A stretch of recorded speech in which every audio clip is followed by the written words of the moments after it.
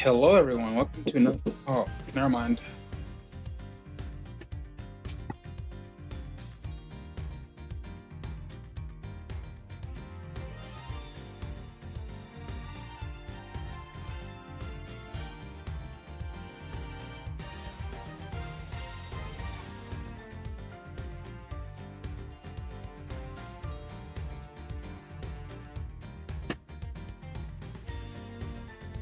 Okay, this one's getting cut and post. Regardless, let's just go with it.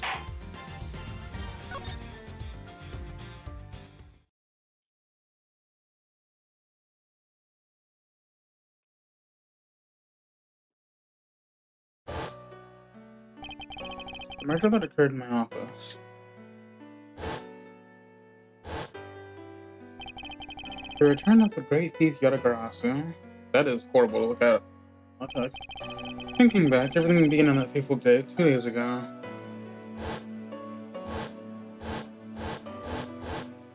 2 days ago.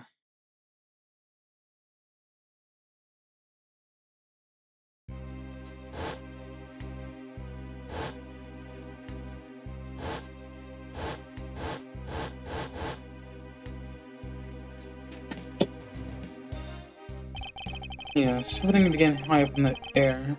1,000 feet in the air, to be precise. Thank you for flying GoU Airlines. We are currently experiencing some slight turbulence. We are asking all passengers to please return to their seats and fasten their seatbelts. What kind of gaudy ass?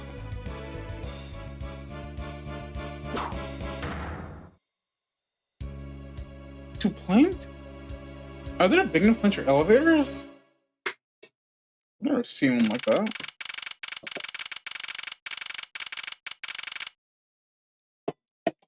G390 first floor.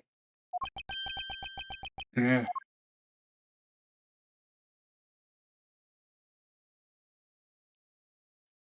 That one looks a little darker. Why do I feel like I've just woken up from a horrible nightmare? 6:30, huh? Guess I was out for about 10 minutes. Slight turbulence indeed. Ladies and gentlemen, we are currently experiencing turbulence. For your safety... Nah, you can't do that. We're currently experiencing some slight turbulence. For your safety, please ask you to turn your seats and fasten your seatbelt.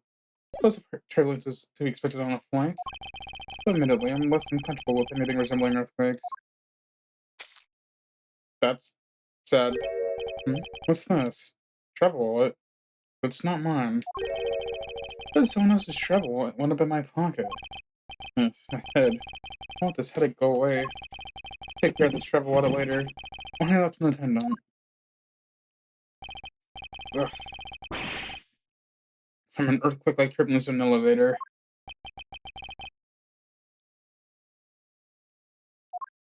What am I doing hesitating like this?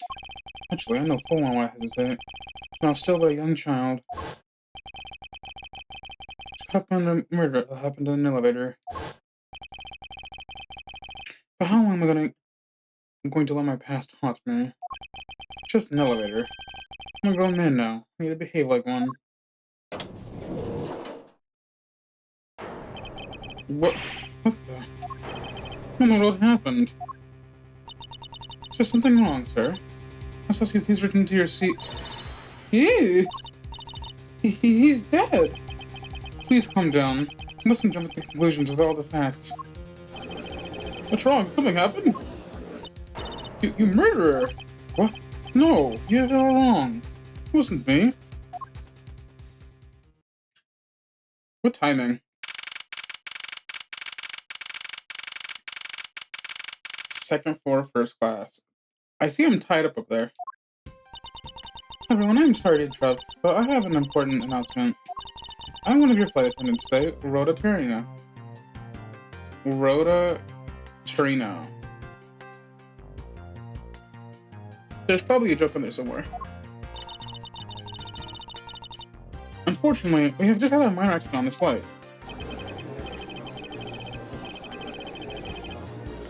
An accident? Don't feel like we're stupid. I caught a glimpse of it and it was murder.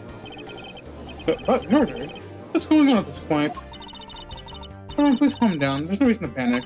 This flight will stay on course and make its scheduled landing. We are still currently in the middle of a rough patch of turbulence. So until we are out of this area of turbulence, I ask that you please remain seated. But someone was killed, right? I mean, what about the killer? Let me off. Please, there's no need to feel threatened. We have already apprehended the culprit. I ask that everyone please remain calm. What the heck is he talking about? Why should we remain calm? My name is Miles Edgeworth. I'm a prosecutor, and I assure you I'm not the killer. Ha! Being a prosecutor doesn't make you incapable of murder, buddy. Now you listen here. I am not the killer. I simply filmed the body. So you say, however, I'm sure that you are the perpetrator of this crime. So on my honor as a professional flight attendant. Oh, is that right? I know what I saw. And there's even strong incriminating evidence to back me up. What kind of incriminating evidence? What are you talking about? We've already alerted the proper authorities at our destination. Until we land, you will remain in our custody by the powers vested in our captain. Very sorry, but please understand our situation. Your situation? I'm more concerned with mine and the direction it's going in. Not about just sit idly while I get accused of murder. Miss Torino, is it? Yes? I was wondering if you might give me a chance. Chance? To do what? Please plead my case. And a chance to ask what you meant by incriminating evidence just now. To accuse a passenger of a grave crime without allowing you to give a proper defense. The professional flight attendants inside of you really call this action righteous. You have a point. Very well, I'll listen to what you have to say. Who will I let you reveal? I'm afraid you'll only look even more suspicious if your explanation fails to satisfy. I also don't have the time to deal with you all day, so please make it quick. Of course, as you wish. Good. Alright, well then let's get started. Now, for a fact, I didn't kill that man in the elevator. What I don't know is what sort of evidence she has up her sleeve. But I'm certain it doesn't fit with how the crime really occurred. Frame 1, huh? Sort of the whole truth as a professional flight attendant. Fortunately for you, Miss Edgeworth, I'm certain you are the killer. The scene I saw in the front of the elevator. It was you sitting there, fresh blood dripping off the murder weapon. If you please cooperate, we'll turn you over to just as soon as we land. That's it? That's her evidence? I don't think you asked for a more perfect witness testimony. Wouldn't you agree, Mr. Edgeworth? Not really. It's hardly perfect when there's a gaping hole in it.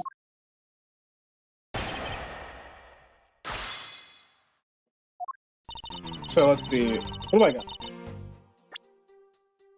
I got the badge, the wallet, crime scene notes. Okay. The victim was seated in first class like myself, but I don't know his name. I'll go you, airline's flight attendant in charge with taking care of first class.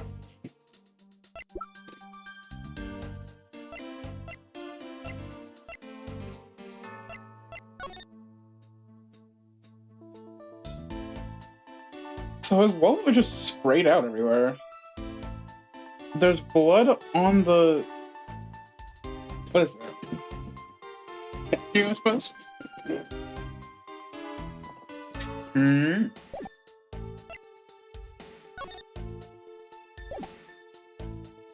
Sky Magazine, huh? Run this 2-hour movie. So drinks until 11. Meals from 1 to 3. Drinks again at 5. Movie time at 6 to 8. And meals at 8 to 9.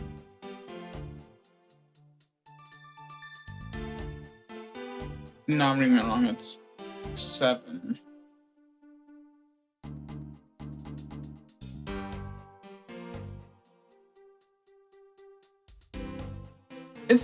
It's weird. I don't like that. Call button by receipt. Use a flight attendant to be here shortly. Maybe should I shown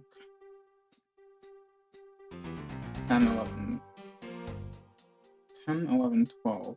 1, 2, 3. Okay. It'll come up later, I'm sure. Tell me, what exactly puts the pro and professional flight attendant for you? Well, it means we are very professional about how we take care of our passengers. Services like fetching papers and responding to calls are done with the speed and accuracy. I'm sure that I give testimonies with the same level of professionalism. I'm sure you've already realized that by now, right? It's very hard to appreciate your professionalism when I'm the one under suspicion. There you have it.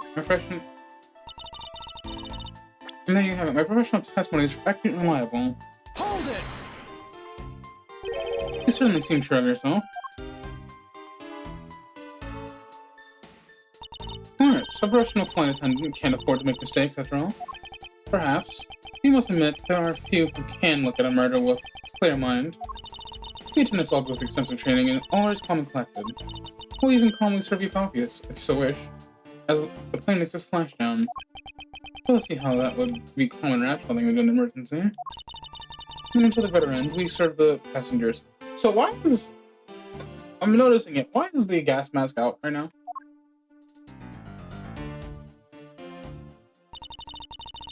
That is the duty of all professional flight attendants. You certainly are confident. Anyway, shall we return to your testimony? Hold it! Yes, what you've seen from the elevator. That's what the claims, Edgeworth. Frightened by the elevator doors and bathed in the light coming within. Hold it! A murder weapon dripping with wine. Really now. So that was the grisly scene I saw before me. Thank goodness there's a passenger assault. It wasn't even passenger assault, it would be widespread panic by now. That's right, Paul, you were quite panicked yourself at the time. Excuse me? You were scared enough to mistreat the situation and accuse me of murder. Nonsense. Professional flight attendants cannot afford to be that flustered. You witnessed the murder scene and now listening to your defense, all with a smile. Apparently, you also lie with a smile on your face. Hold it! I'm not the culprit, and yet you'd keep these restraints on me. Mr. Edgeworth, please try to understand what kind of situation you're in right now. What exactly is my situation? I have the backing of the captain to keep you bound in this way. You're within our legal right to restrain anyone who might threaten our captain mid-flight. In a sense, you're in the situation if someone has been arrested by the police. So I'm to stay restrained until I can clear up all her doubts. Listen close. For 6 chance like a silver line on that dark rain cloud. I'm going to capture some light within evidence. Do you mean the murder weapon? Objection! Mr. Trina. What is with the yelling all of a sudden? Oh, of course I have it. Well, it doesn't matter.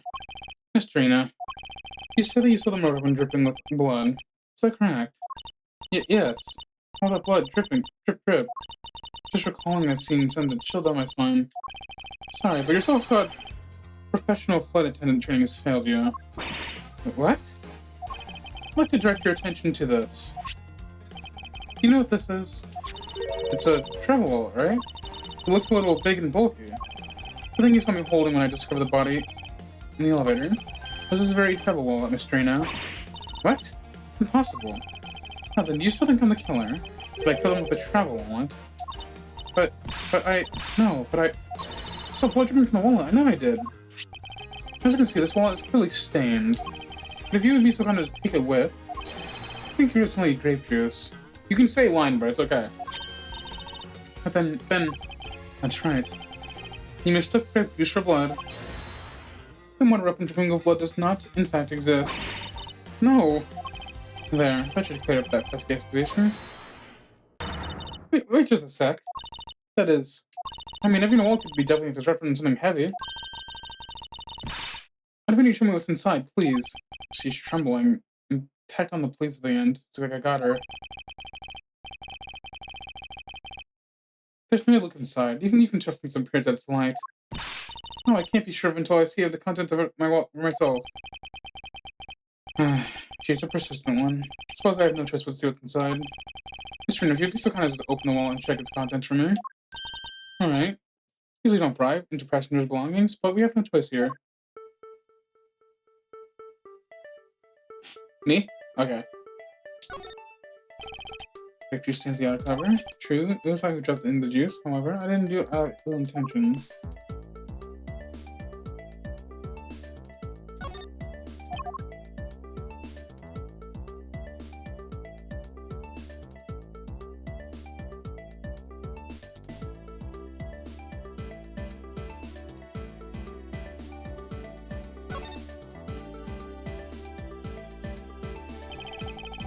Since his passport wallet's in here. As you saw, there's nothing but a passport inside. The stranger's wallet was the murder weapon argument to moot. Wouldn't you agree? Please hear me out, Mr. Edgeworth. What is it now? Well, I was wondering, whose passport is it exactly? Can I take a look? Why not? I'm rather curious myself. But this is... Acme Hex?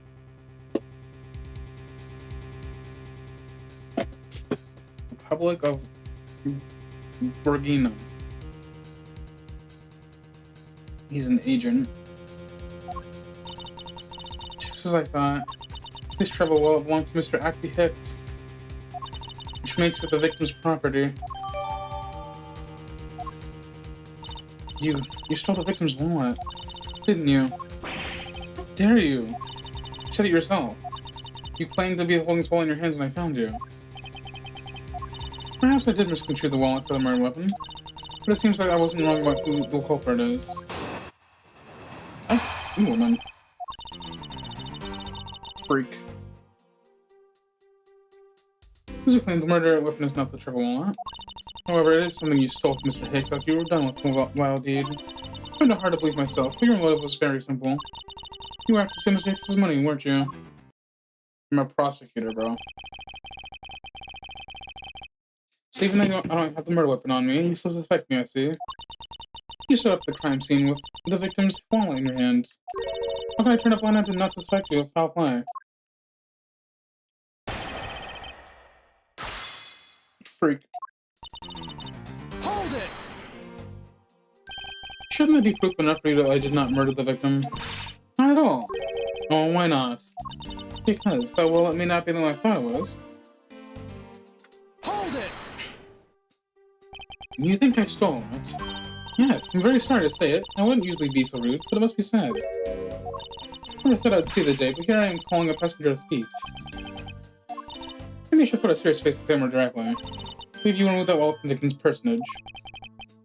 It doesn't matter how you phrase it. What I'd like to know is why you think I stole Mr. Hicks' wallet. Hold it! I don't think I have any sort of motive to speak of. I've never met Mr. Hicks before, and only connection is one flight. That is more than another reason. How do you figure? He was sitting in first class. The implication is quite clear.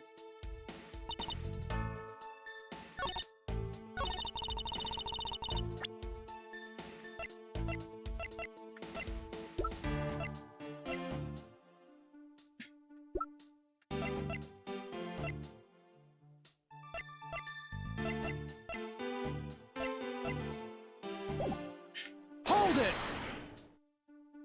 You think I was after his money? Where did that cockmine idea come from? Sure, you were also a passenger in first class, but that something was off about you and those deeply etched lines in your forehead. They're not lines, they're perfectly normal and a part of my natural face. I've never met someone with such a terrible constant on that flight before. That's when it hit me. You have the face of someone with money trouble. She really is making a fool of herself pursuing this line of logic. I should spare her and present the piece of evidence that contradicts her testimony.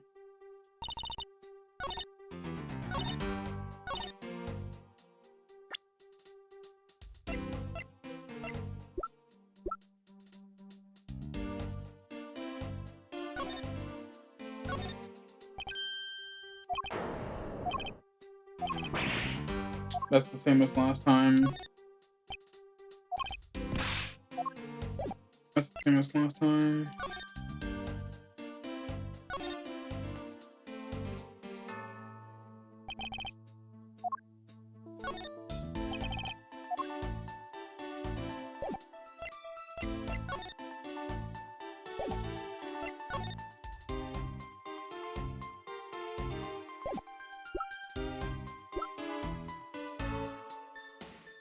Objection!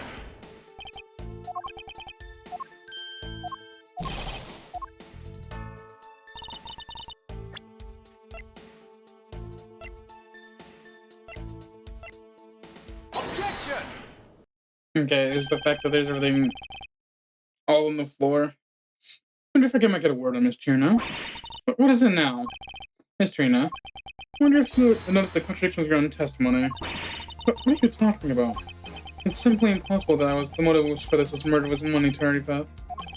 One glance at the crime scene should have told you that.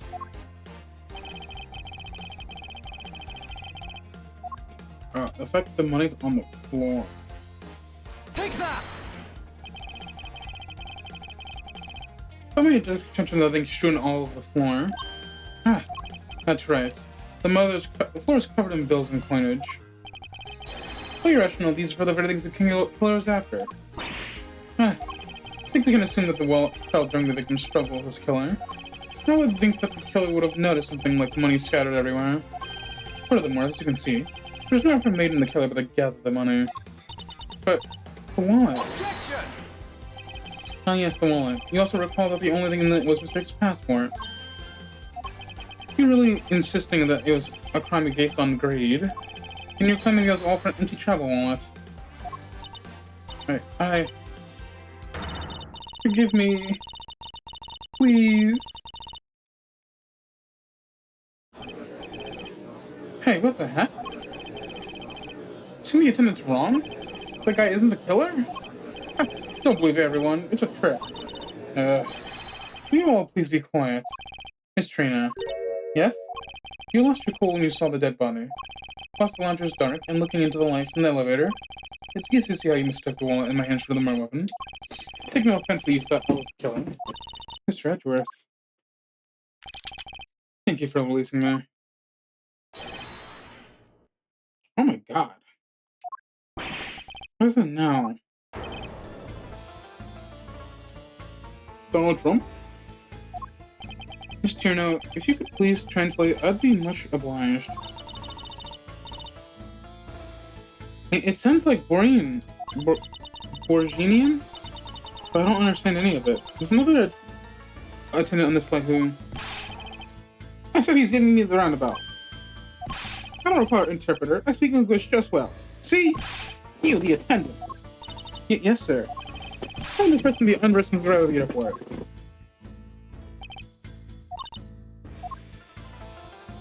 I'm sorry, sir, but what exactly are you hoping for? What is it you want? I'm finished talking to the likes of you. Because I have to hear why you would like me to be held under arrest if we land. You. How dare you try to waste my time?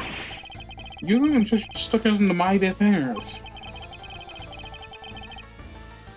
I wanted to spend even at least one more second of my precious art. I have no time for other things. I know what you are. I see through you. Insolvent. Yes, I'm pretty sure that's what you say it in English. Well, I should hope I'm not some monetary bankrupt. I don't think that's what you meant. I'm sorry, I don't think I caught your name. I am Zinc LeBlanc II. I'm a very wealthy man in the Borginia. But I'm not an ordinary rich man. I'm an art dealer. I'm rich to live beauty. Mr. LeBlanc? What do you mean just now? Pardon? When you said that Mr. Edgeworth was giving me the runabout, I have to explain? Unbelievable. I'll say it only once. I'm not even to waste a second to waste. Time is money, as they say. Yes, and yet you continue to blather on. I saw it, yes I did. I saw the victim go into the elevator. Going down to the lounge. Exactly at 6 o'clock. And what's the significance of that time? 6, he says. But you saw him at 6? Huh. What's the matter, Mr. Edgeworth? He understands, I see. Miss Attendant, what time did you discover the body? Well, it was a little after the patch of turbulence, so I would say around 6:15. Ah, Hicks was his name, was it? They said that Hicks was killed in the 15-minute time span. And the only person in this lounge at the time was his prosecutor, yes? Yeah, I was in my seat the whole time. Me too. I was watching the movie enjoying a fine glass of grape juice. That is a lot of wine. I was still eating. Still haven't finished, eh? Yeah, the passengers have an alibi, so I suppose there's no problem with them, I suppose. No complaint, is he? Not a single word against us, right? I have no way of discounting what you have put forth at this point, but it wasn't me. Oh, so you say. What do you have? What you say, the evidence? Mr. Edgeworth, are you really the culprit after all? Mr. Me? No. Nope. Mr. LeBlanc, suppose that you are quite certain what you saw, enough to give testimony. Of course. Wasn't with that man the whole time. He was playing with that little, spell machine the whole time. Machine. It's what people call it in English, yes? Makes me crazy that click, click, click. In that description, it sounds like some sort of small computer. I believe what Mr. Block is talking about is a cell phone. I have to say that I did see him playing with it quite a bit myself. A simple cell phone. A laptop organizer I can see, but that's kind of low budget. I hate that little noisy little machine in his hand. Not a fragment of beauty. All it produces is ugly sounds. Anyway, I know what I saw. Me, Mr. Naria. Yes? I was wondering if I might be granted permission to examine the crime scene. What? You want to examine the crime scene? If you could grant me a little measure of time, I'm sure I could produce the real culprit. I don't like the sound of that. Fox and the Ducks fan. Yes, I think that's how you say it in English. It's Fox guarding the hen house. I believe my innocence was proven earlier. And if I'm given the chance, I can clear up all the remaining doubts. Miss Tina, if you wait until we arrive, there's a good chance that some evidence will have been destroyed by then. I understand. Let me see what the captain has to say. This should not be approved. Please, Mr. Block. Emergency, all decisions are made by the captain alone. Please wait here while I go ask the captain what to do. I'll be right back.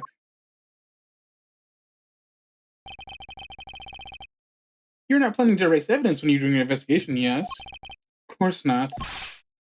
We'll see. Mr. Edgeworth, you have the captain's permission to investigate the crime scene. What? Unbelievable. I'm in your debt, Miss Trina. However, there's one condition. I'm to supervise you. You agree with that? Of course, I see no problem with that stipulation. It's only natural as I'm still a suspect in this case. Arrgh. Take full responsibility, and I'll watch Mr. Edgeworth's every move. I hope this is reassurance enough that there'll be no foul play. Now then, Mr. Edgeworth, shall we proceed? If you should need my help with anything, feel free to press Y to talk. It's time to head to the scene of crime, the first floor lounge.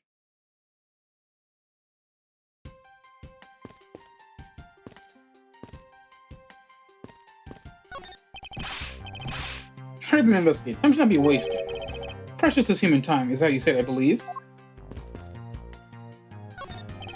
So one's going to be protecting the gargantuan vase in the chair rather closely. It's a marvelous vase, though, is it? Yes, I dare say there's a professional attendant. I don't think there's any real connection between a piece of art and it being an attendant. But I'm not just any old attendant. I'm a professional flight attendant. As though there was something as an amateur flight attendant. It's my seat. Fortunately, I didn't bring anything particularly useful for an investigation. It's not as I'm possibly prepared for this thing to occur. So it's Mr. Hicks' seat. I don't see the machine Mr. Block was talking about. Perhaps it's an elevator?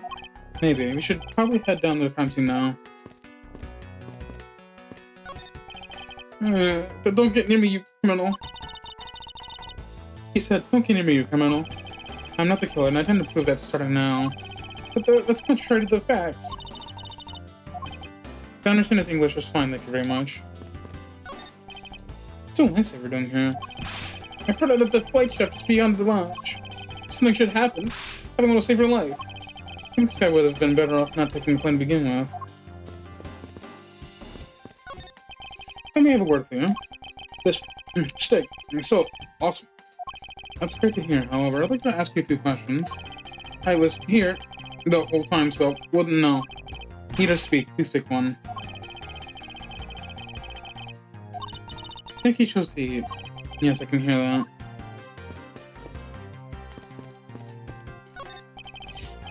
Hey miss, how about another glass? Excuse me, but I was wondering if you know anything about the murder.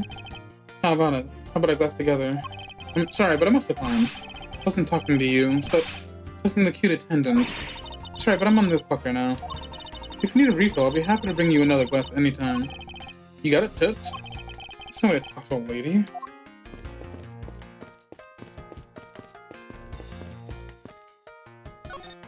Excuse me, but may I have a word with you? You there. If you need something, please ask Miss Rhoda over there, okay? What the? Hey, wake up, you! Terribly sorry that she's being so rude, Mr. Edgeworth. No need for you to apologize. I just find it horribly she's asleep on the job. If I were her boss, I'd see to it that her salary was cut so low that it was in the red. Jesus Christ. How do you find your meal being, Mr. Edgeworth? Couldn't think of it. Forgot all about it. Must have been asleep or something. I'm truly sorry. Let me prepare you something right away. What are you apologizing for, Miss Trina? I failed my professional duties by letting a patient go hungry. Please help yourself. If you see anything to your fancy, feel free. I think I'll check my time later after I solve this case. Thanks.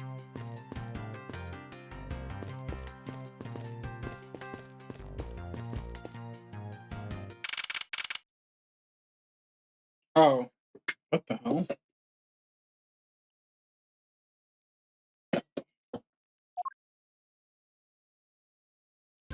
I want to thank you for your help back there, Miss Trina. It was nothing. You should thank the captain for granting your permission. Just so everyone is perfectly clear, I still don't trust you. You standing with me hasn't changed one iota. I see. I'll bear that in mind. I received an order from the captain earlier. He wanted to know you that you reserve the right to stop your investigation if you are not making progress. When we do, he asks that you please return to your seat at the time. So my time runs out in his crew's discretion, doesn't it? To find a way to describe Mr. LeBlanc's testimony before time's up. I understand. By the way, is there a place that you can think of where the killer might be hide on board? I don't think so. After every first-class passenger is unaccounted for his or her seat, we have a thorough search of the plane. As for business and economy class, no one can move between those two classes in the first-class staff keycard.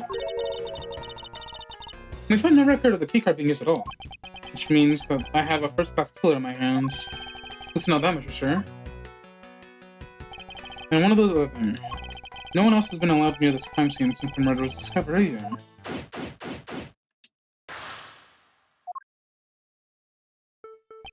Now then, let's get started. Where should we start from? Let's start with Mr. LeBlanc's statements. The crime occurred between 6 and 6:15 a.m. During the interval, the only person in this lounge was myself, which would make me the crime suspect. However, since I did not kill Mr. Hicks, it means the killer was around somewhere. If I believe your state is true, then yes. The first order of business would be to gather information on your trust. What floor is this elevator service? Only the first and second although can go down to the cargo hold. However, that requires a flight through keycard. Actually, only floors accessible to the passengers are the first and second, huh?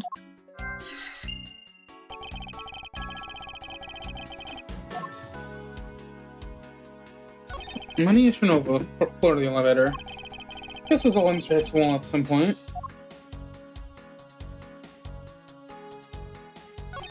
What is this sinister looking figure on the floor here? Oh, it's a big company mascot, Captain Nougat. Just one of the many pieces of merchandise we sell in our in-flight shop. This tank is limited edition, so popular that we're down to our last one. We have an in-flight shop. Yes, it's just beyond the lounge to the right. The shutter to the store is closed at the moment, but it was open the whole flight up until Mr. Hicks' body was discovered. This blood is on here. See the murder weapon?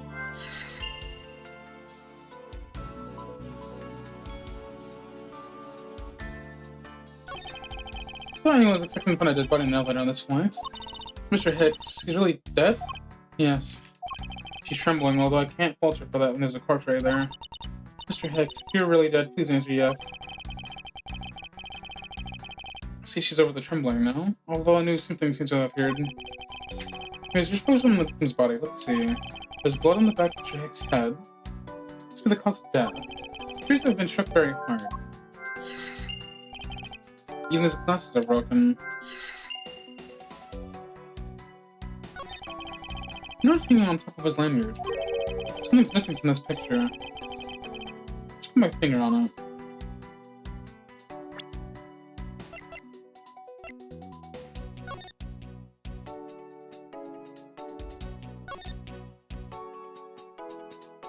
Okay, so it's not anything about... It's nothing about this. Okay.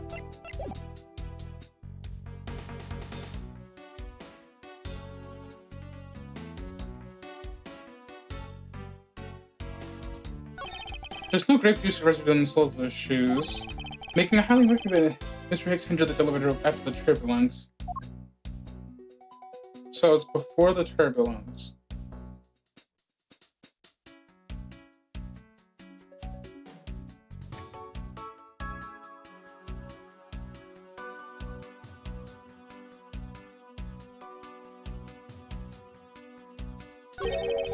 There's something stick out of his pockets.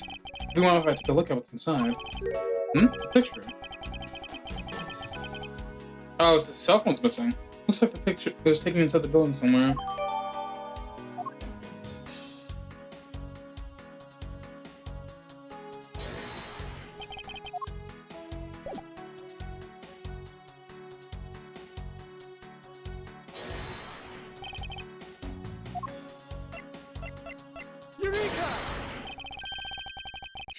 Mr. Hayes' machine is nowhere to be found. His machine? His cell phone mystery now. Ah, so I guess because it's not here, yes, it can safely deduce that the killer took it. Okay.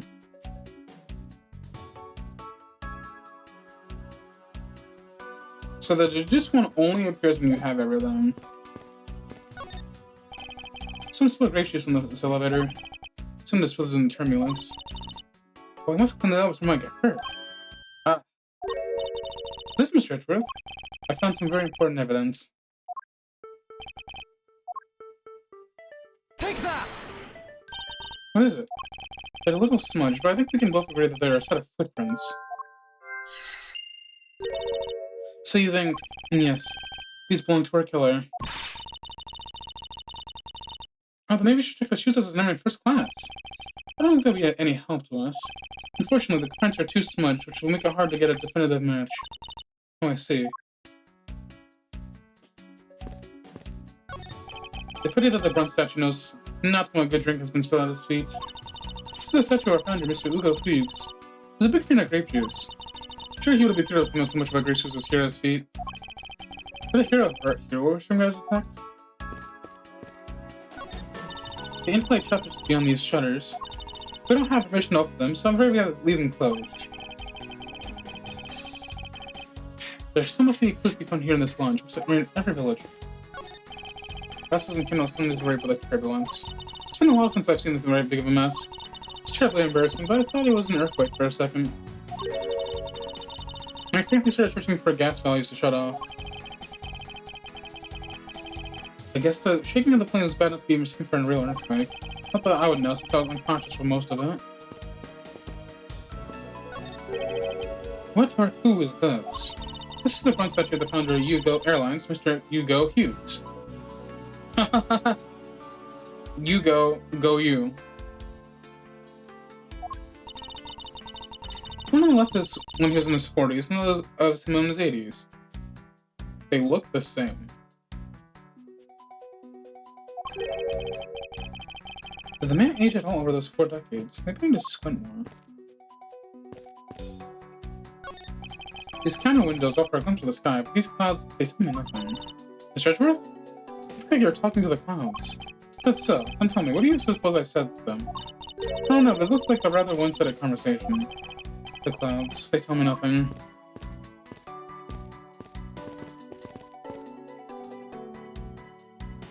This thing on the floor means nothing, I guess.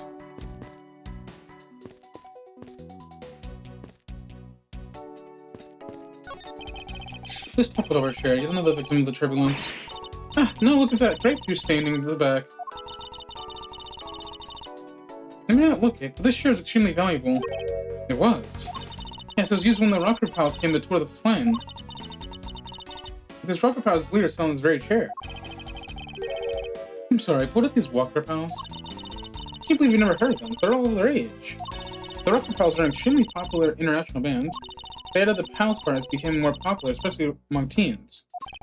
Oh, that explains it. I'm not really one for the music of today. We should ask Detective Gumshoe about them later. Second thought.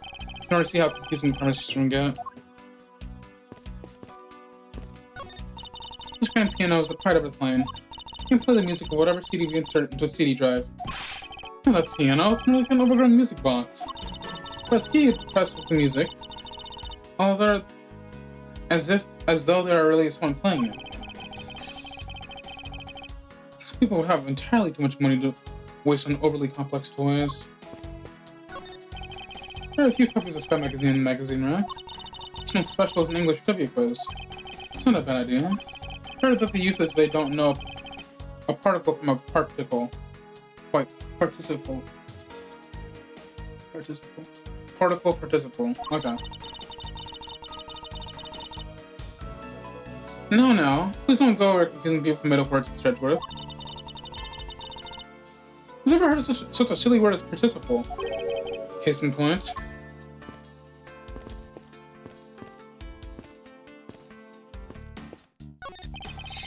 These bottles and glasses must have been broken by the turbulence. There's quite a bit of broken glass here. Please be careful and pass through the area. Thank you very much for the warning, Mr. Edgeworth. However, no matter how kind you were towards me, know that it does not clear up any suspicions I have about you. I wasn't warning you for the sake of clearing my name. This door leads to the flight attendant's room, but please understand that it's off limits to unauthorized personnel. This room is getting at the scent of a woman's perfume.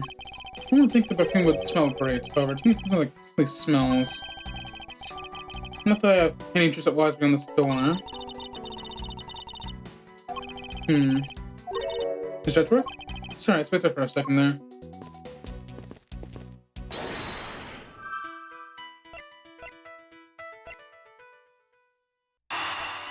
No.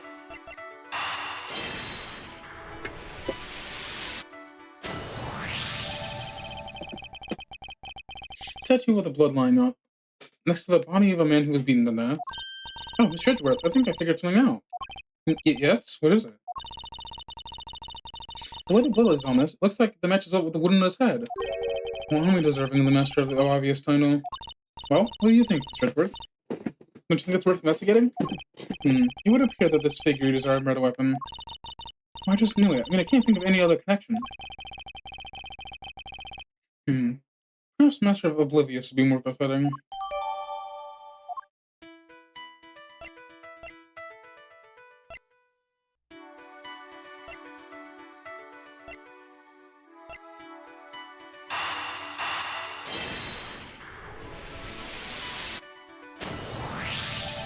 Sure, there wasn't anyone else in the lounge other than myself right now with the turbulence. But if the killer was in the elevator along with the victim, then that's a different story.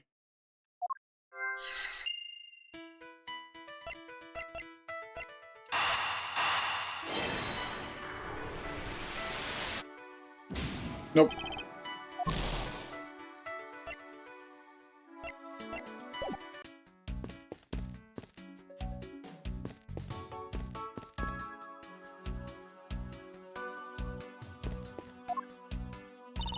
You need an assistant.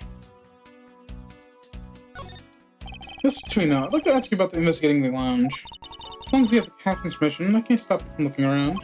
If you could pass the message along, tell him I'm grateful for his spirit of cooperation. Oh well, however, please realize that you are still under suspicion. To be honest, I still have my doubts about you.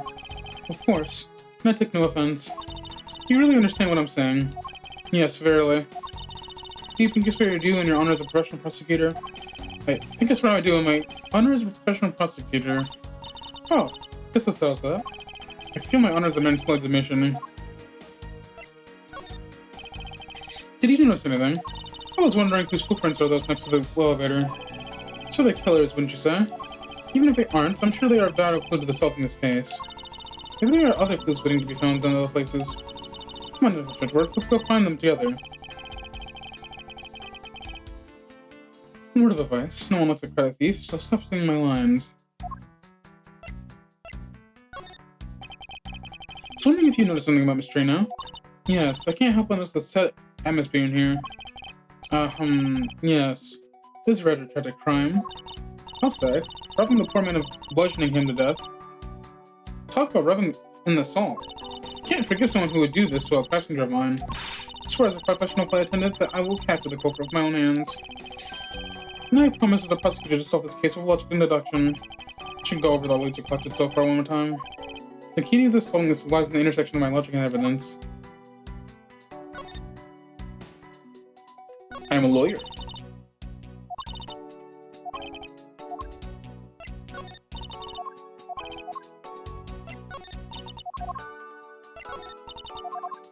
Are you just gonna say the same thing over and over?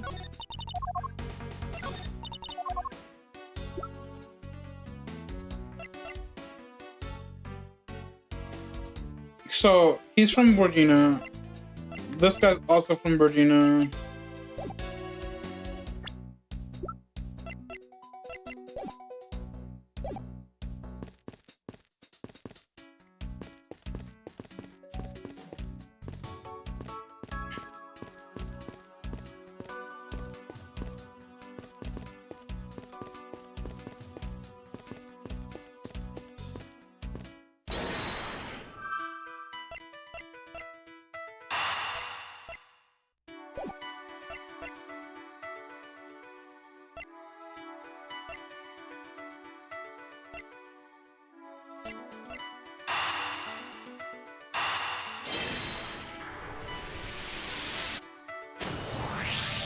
I have it. I'm sorry, I don't understand, Miss Edgeworth. I prove that someone other than myself was here around the time of the murder. What? Really? Yes. It's rather simple, actually. The proof is in the pudding, or rather the grape juice in this case. These footsteps here confess to me the very fact that someone else exited the elevator alive. Seeing as how the victim is dead, that would mean a second person. But couldn't that footprints be from Mr. Hicks himself? But if you take a look at our victim's shoes, you can see the soles are spotless, which means Mr. Hicks wasn't alone in the elevator. In fact, it's quite the opposite. There was at least one other person inside the elevator.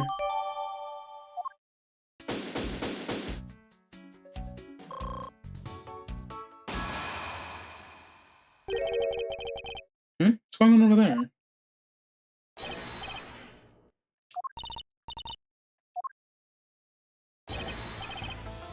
Unforgivable. Do you understand what I'm saying? The movie is late. It's the same level as bad as ever. The plane ride late. But the movie... What? I'll not talk to you anymore. You're just wasting my time. What is the matter, Mr. Blanc? There's no emergency. Please return to your seat, sir. Do not tell me what to do. I do not need to sit down. Mr. Prosecutor? Did you prove you're innocent yet? I feel like I prove my innocence to you right now. What? Nonsense. Saying my eyewitness testimony is mistaken. Not mistaken, Miss Shelley. Merely there's room for doubt. I'd be most honored if you could please tell me what you saw in the detail once more. Fine, suit yourself.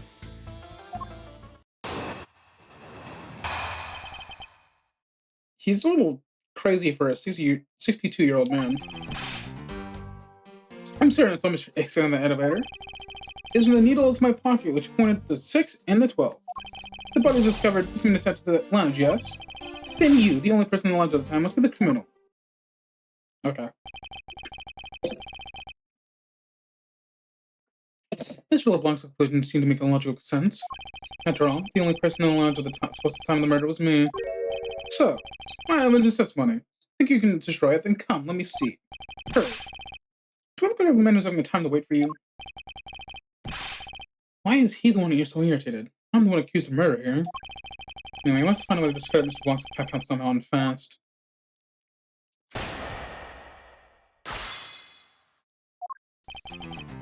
Hold it! Mr. LeBlanc, were you able to get a good look inside the elevator at that time? Of course, I saw what was inside.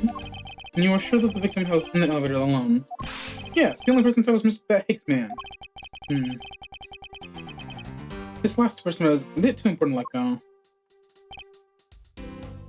Hold it! Was he really alone? Of course, I bet even 1 cent. A cheap ante for a cheap testimony. If you want to play it, I'll happily take your 1 cent. Hold it! I assume the pocket watch, in this case the one you keep checking, is that correct? Oh, you noticed. It's a very inspective antique, I'll have you know. The feeling is wonderful when I fully wind it up on my hand. It does look very well designed and quite classy. I will have to charge if you want to touch it. It's quite alright. Let's continue for testimony. What a cheap man you are. Now return to the time you wait back to me. You must. I saw Mr. Hicks in the elevator at 6 o'clock. Hold it! It's true that I found the victim's body at 6:15. And that's when I found the two of them as well. You see? It all matches my testimony.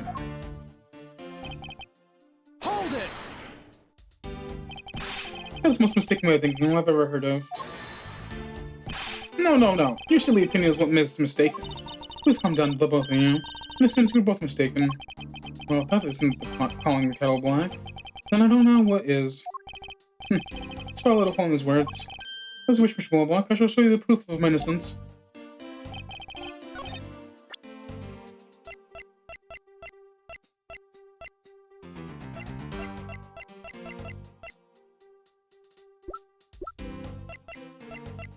Objection! He's always so smug, I love him. Mr. LeBlanc, what is it? There's a very glaring contradiction in your testimony. What do you mean? Please take a look in front. Please take a look at the area in front of the elevator. There's the spilled grape juice. Yes, and?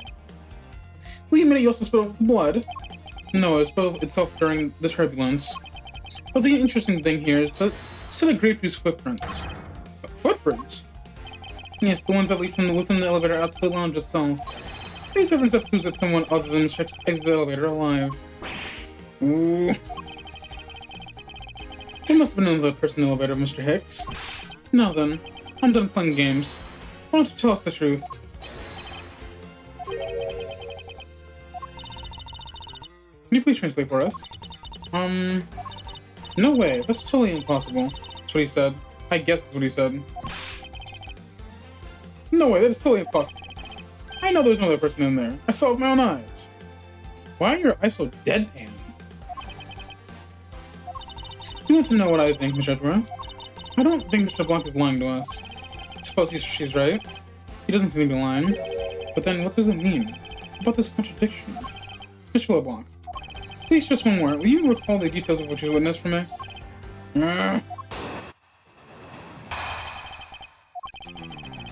I was very upset when Mr. Hicks passed by my seat. I was always checking the time over and over again. I happened to follow the man with my eyes when he passed me.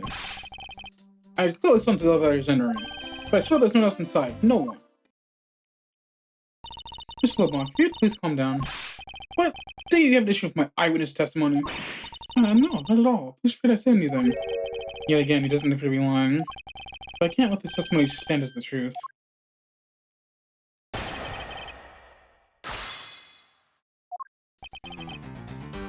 Hold it! Why? So are you still upset now? I'm always upset. The only time I was not is when I have a piece of my art in my hands. Surprisingly easy to believe that about him. But I was even more upset when Mr. Hicks walked by me. Hold it! But why? Why were you so attentive at the time? Because something unforgivable was happening. Come to think of it, you were yelling about something unforgivable earlier. I was giving a complaint about the attendant, but the movie starting time. Returning back to me my time and in money. You understand the point. Movie, something with the in-flight when it's mentioned in the magazine?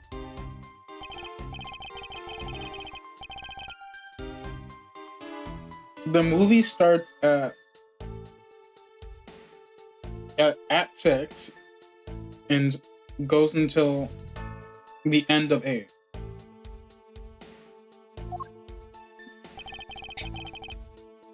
They were supposed to show License to Love, Laugh, Malm, and Murder. Can't see the movie in my country. Can only see the international flights. Flights forward greatly to that movie. I check my watch whenever possible so I would not miss it. I even set my bucket watch at the Disney Test time when I came on board. So my watch is not wrong. It matched the schedule. But the movie was still late. Very, very late. Hold it! Your pocket watch. I'd like to ask a little more about it, if that's alright. Hold it! So this movie you mentioned, is it the one listed in the Sky magazine? Yes. I'm still looking forward to watching License to Love, Laugh, Malm, and Murder. Miss Trino, was this movie shown on the flight? Yes, it was shown at the schedule time. Isn't it possible you simply slept through it by accident? Nonsense, you doubt me? No, now stop pointing at me like that. Odd. How did he miss movie as clear looking to see? I checked my pocket watch a great number of times. How much I know for sure. If you set your time to that, and you still missed it,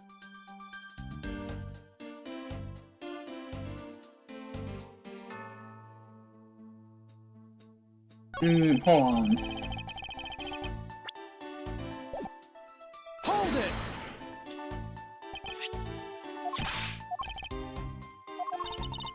Show the scheduled time.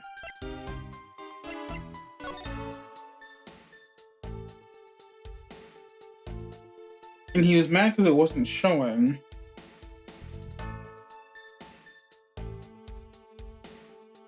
But that doesn't make sense. Because it's 6 right now. So it should still be playing right now as we talk. But he's saying it's not showing, period. What?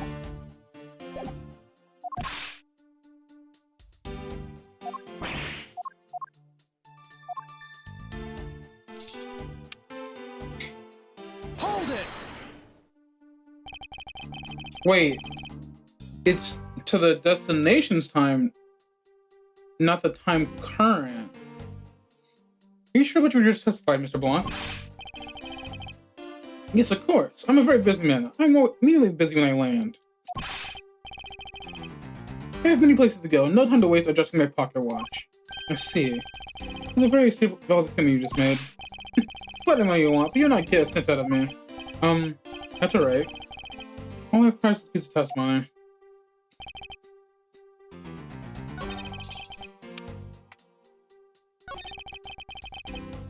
Hold it! Since you only happened to see him, it's possible that you missed something in that glance. Even if it only happened, did I not miss a thing? How can you be so sure? Just because. I'd appreciate if you didn't take my life so lightly. A simple just because. Well then, I was only making a joke. That's Mr. Hicks, alright? Hold it! Is it possible that something was hiding inside? What? You dare insult me? I have belief in my eyesight. I like the art for sale. I'm awful till I have great eyesight for the arts. I think the phrase you're looking for was in great sense, although it's debatable. Isn't it possible someone was just outside of your line of sight? You were persistent. I tell you, I look clearly. Hold it! Why do you insist that you were absolutely not mistaken? Because when I say I'm not wrong, I'm not wrong. Mr. LeBlanc, how may you think? If I may, I think beyond misconceptions and mistakes lie in the truth. Funny, that suspicious mirrors something I told her only a little while ago. I don't think Mr. Blanc is lying. I don't think he's lying either. But I think he might be mistaken about something. Mistaken? Yes, and I'm going to correct his mistake in correction with evidence. This professional attendant shall witness the prowess of a professional prosecutor.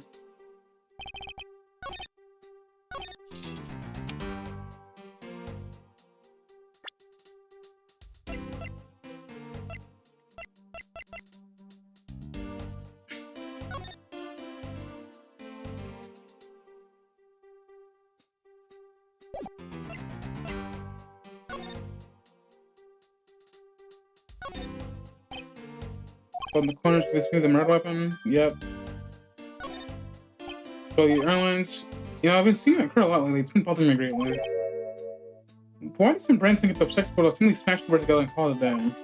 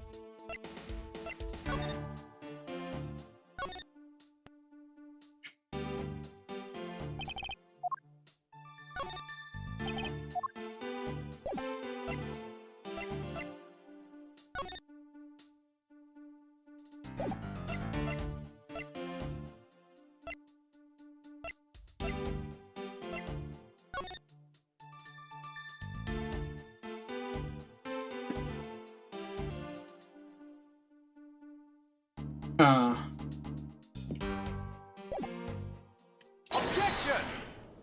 Okay, well, it was the correct one, but I was just like trying to figure out how else to do evidence. Mr. LeBlanc, you said this just now in your testimony. I say even set my pocket watch to the destination time when I come on board.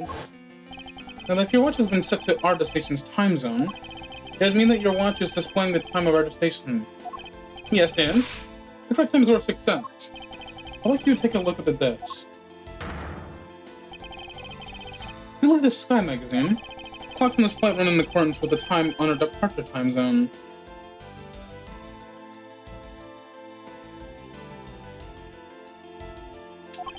Of course, the movie schedule was also created with that in mind.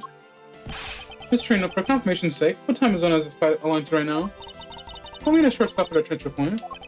That's right. It was in that small Asian country, the Republic of the Zhengfa. We didn't readjust our onboard clocks at the time. So right now we are still running on Borginian time. What? The time difference between Borginia and our destination is 9 hours. In that case, it's only natural that your watch should be out of sync with the schedule. What? Further, your analog watch set to our destination's time. It appeared running 3 hours fast when compared to the flight's onboard clocks. We had this same thing happen in the very first trial with Phoenix and Larry with the Thinker. What is it with clocks in 9 hours, bro? It's running 3 hours fast when compared to flight's onboard clocks. It also changes everything about your testimony. You can bet 1 million cents on that. In light of this information, even if you saw Mr. Hicks 3 hours prior at 3 a.m.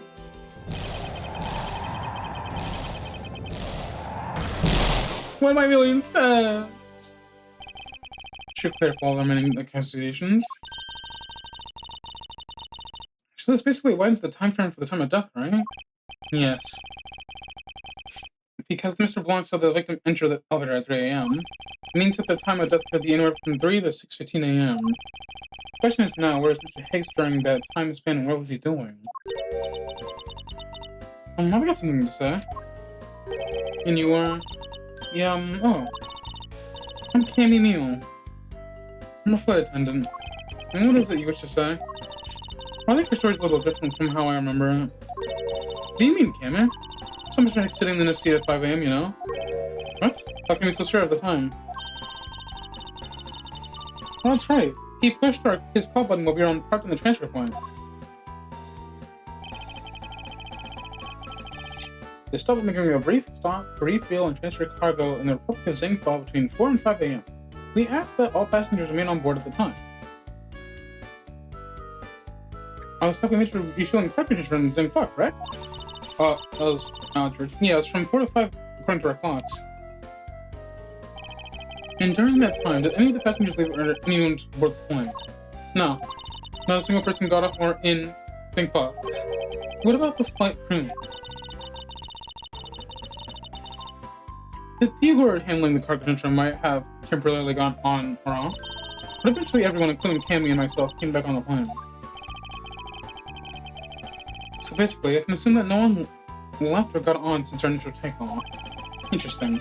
Should keep that in mind. Yeah, and I answered this call. I can tell you Mr. Ackley Hicks was there in the seat when we got took off again to 5. Alright, then that puts the time of murder between 5 and 16 p.m. Okay, now what time did you come to the launch, Mr. Edgeworth? I remember coming down here almost as soon as we left the Republic of Zhengfa. Ah! You were here the whole time from 5, yes? And you were the only one who could be the killer. Mr. Edgeworth, were you really here in this lunch the entire time from 5 a.m. onwards? Unfortunately, yes. But then, how do we explain the footprints? It's not obvious. The man waited for Mr. Hicks in this lounge. He wanted to kill him. Then he put his corpse in the elevator. This is when the turbulence happened. My eyewitness may have been mistaken. What I saw at the time, Mr. Hicks entered the elevator on the second floor does not matter. Because the entire incident concluded here in this lounge. Everything happened in this lounge. Is that what you really believe, Mr. LeBlanc? Do you have another idea? I simply feel there's something out of place in the scenario you presented. Something can tie this crime to the location other than this lounge.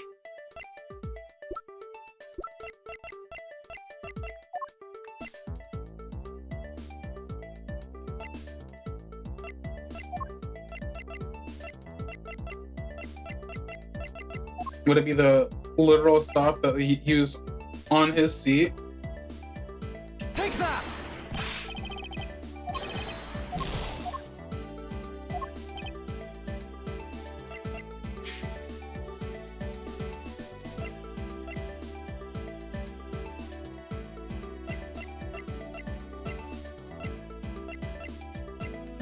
Oh, the piggy bank. Take that! The Merlin, this little piggy bank is sold at the in-flight shop. It is sold there and only there, and it's not displayed here in this lounge. Now then, how then did it find its way here? Did you find that little tiny bit suspicious? Such a trivial point. It means you only prepared it, taken it to the shop before coming here. Doesn't prove you're innocent at all. There's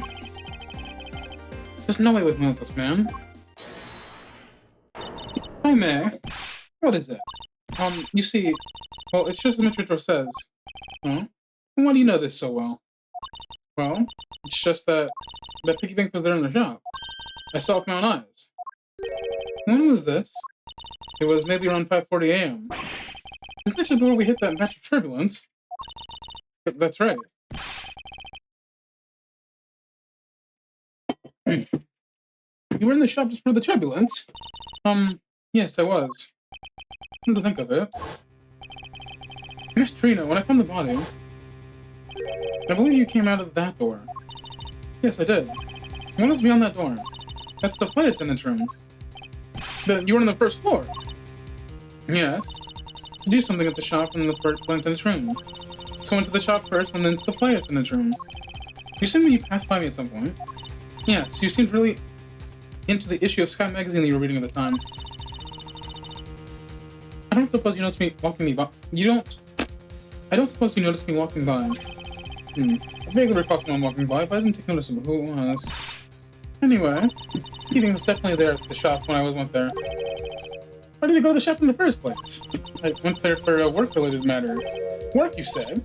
Yes, the upkeeper shop is one of my responsibilities. Why did you not say anything about that until now is what I want to know. In any case, I believe it's clear that the shop needs to be investigated as well. Should we head over there then? What is it now? Aren't you forgetting something, Mr. Rhoda? Don't you need the captain's permission to check the shop? No, I haven't forgotten. But I've already asked him for permission to search the entire plane. So I think we're alright. Huh? That's weird. What is? Well, I just talked to the captain, see? And he said he didn't give you permission to do anything like that at all. What's the meaning of this, Miss Torino? I think she's lying. Go on. Admit that you are. You said you don't have permission to search all over, but you don't. And yet, here you are. You, flight attendant, what are you trying to pull? What you trying to do? Pull a sheep over us? The captain's calling for you, Miss Rhoda. Oh, but don't worry. I already got permission to search the shop from the captain. See, unlike you, I do things the right way. Miss Trino, why would you do such a thing? Please excuse me. Looks like I get to be in charge now. Please go back to your seat, Mr. Blanc. Now then, Mr. Edgeworth. If you would follow me, I'll be your guide from now on. There's something about Mr. Trino that's piqued my curiosity. Right now, investigating the in-flight shop is my top priority.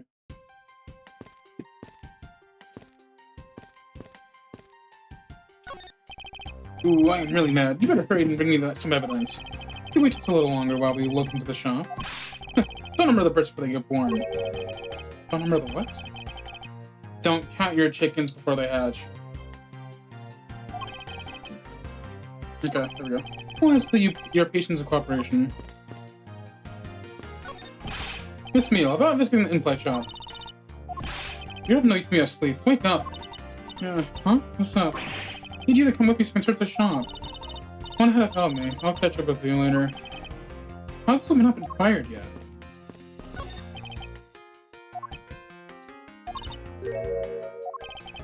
So there's glass and be careful. But why? Obviously, Comstance is not registered even as a blip in this world radar.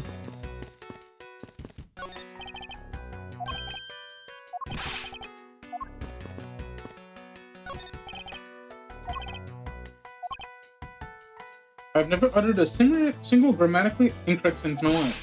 What is it? Then give me 4. I can go do your investigating. I not believe in this making haste slowly sing in English.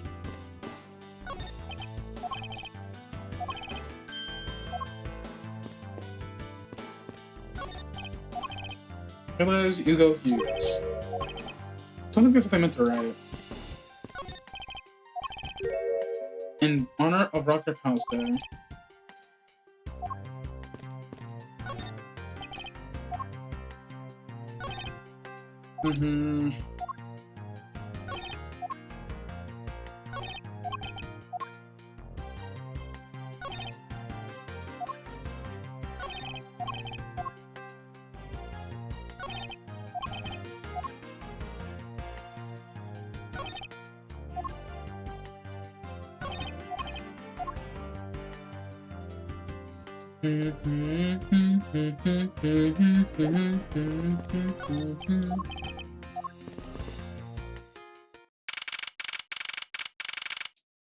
In-flight shop. It's now 8 AM. So this is the in-flight shop. It's quite a mess in here. You think? Guess I'll have to clean things up in here. Hold on, we can't clean up a potential crime scene. Hey Munchlax, how you doing today? Oh, thank goodness. I hate cleaning so much. Just rich things here. Just remain cool, calm, and collected. Because this piggy bank was left at the crime scene. Sorry you're late? Oh, it's all good. It's a pretty good chance the killer had paid a visit to the shop first. You shouldn't sit there? I'm not watching for the shop. Here's a mess, whatever. So what do you think happened regarding this case? I don't know. Guess this is you're the killer, though. Edgeworth. I assure you I'm not here in the shop. Just the opposite. Oh my god. Yeah, but it was me that got the person to look around. You know? So don't forget that, okay? I'm not supposed to thank you properly if you just I'm falling asleep. Well, you know the really show your thanks. See that item for sale over there?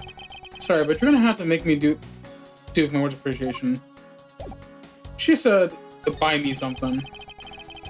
And this is how this place is. A real lifesavers in life that's for sale. I sell a lot of those when there's some kind of accident or something. But some people buy them even when there's nothing going on. How about Mr. Edgeworth? Could I buy one? And since this shop is one shop away from being sued. Beautiful flowers in a beautiful arrangement. I feel clenched just by looking at them. But you're kind of stepping on a few of them, you know, Mr. Edgeworth. Oh, excuse me.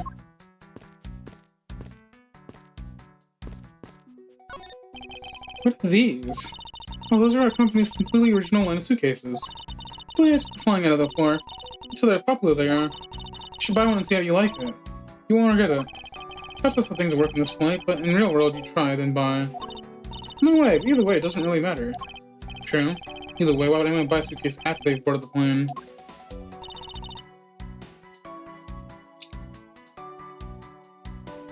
And so yeah, it was just stupid rich to afford this airplane that somehow has like a shop and an elevator. Yeah, the first thing that struck me when we started this case was, what do you mean this plane has an elevator?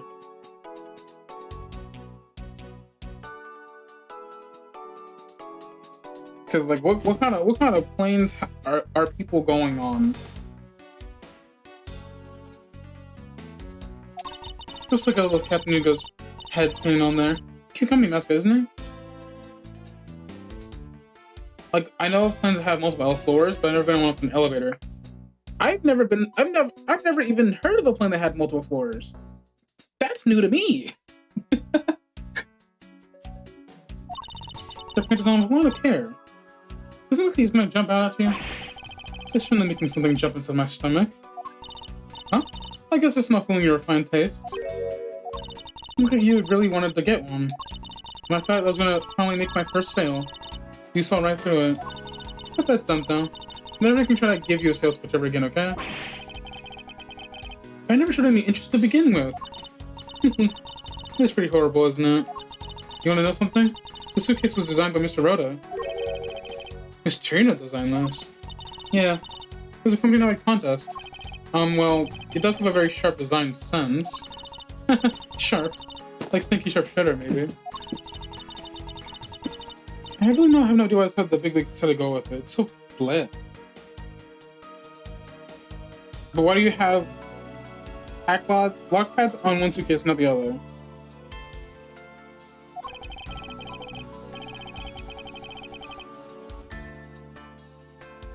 It's very interesting to know.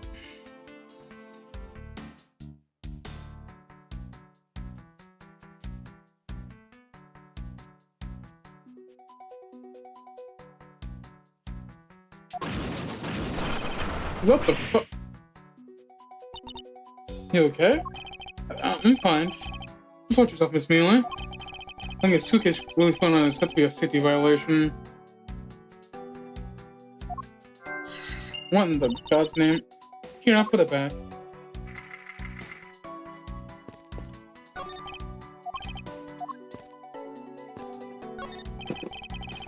There's a wide section of souvenirs for sale in these display cases. You know what I'd suggest? Sorry, but I have no intention of buying souvenirs on this trip. Okay, how about you buy something for me then? It's a present. Can't think of a single reason why I would want to buy you anything. But I've had my eye on the pendant for a long time. Start paying some attention to me when I ask you something, and then we'll talk. Pendant.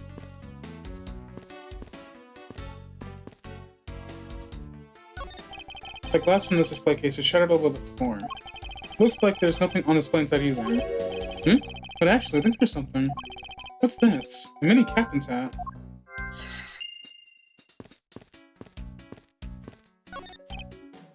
Stuffed toys just like the one Miss Millie is holding on display here. They're relatively cheap, which explains why they're displayed so haphazardly. How about it, Miss Edgeworth? You know you want one too. They're great for when you're stressed. How do I envision stuffed animal abuse when she says that? I know somebody who abuses stuffed animals. There are all kinds of luxury name brand merchandise for sale in this display case. They're lined up just as manner as the screen "Buy me" as any passenger buys.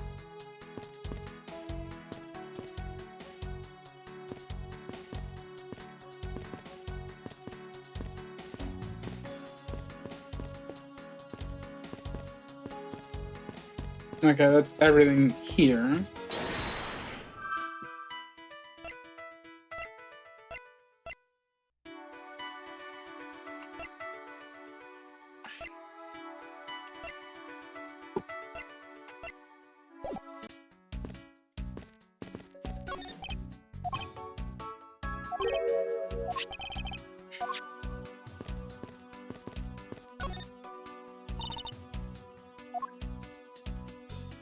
It does, but I'm noticing the hat, or maybe it's supposed to be on the hat. Let me see something.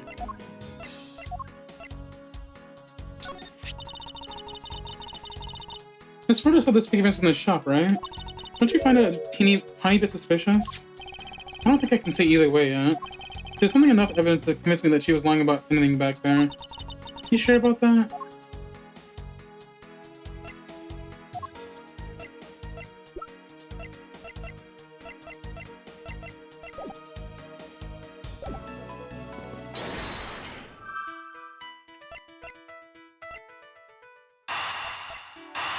I mean, they all have that symbol. They all have that on it, so it's likely you're right about that. The hat probably used to be on the piggy bank's head. Let's give it a go and see. Look at this piggy bank forcibly moved from the display case. Does this mean that the killer broke into the glass to get at it? Eh? Really? Don't tell me you didn't know things go over in the shop. Well, I don't. Schroeder's in charge of this place. Come on, how should I know anything? Since further inspection, there's display cases needed.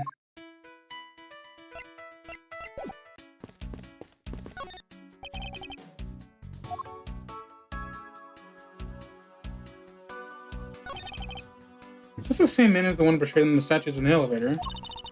Yeah, that's the paper we have the founder of Yugo Airlines, Mr. Yugo Hughes. On the bottom shelf we have the cute one, the middle one shelf is the realistic one, and the one on the top shelf is the floral version. What? I know I already asked this question, but what has been your favorite case so far in the Ace Attorney series? My favorite case before, I believe, was the final case of 2. Now I think it's the final case of 3.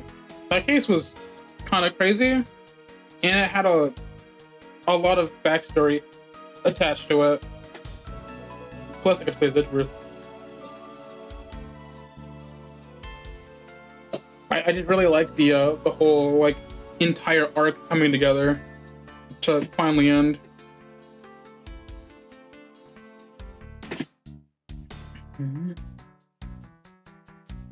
Yeah, the killer case was really cool, but now I think I have to go for the Fae clan arc finally finishing. I think that was the favorite case so far. Floral? Are you sure about that? Let me guess. You said the first thing that came to your mind, right?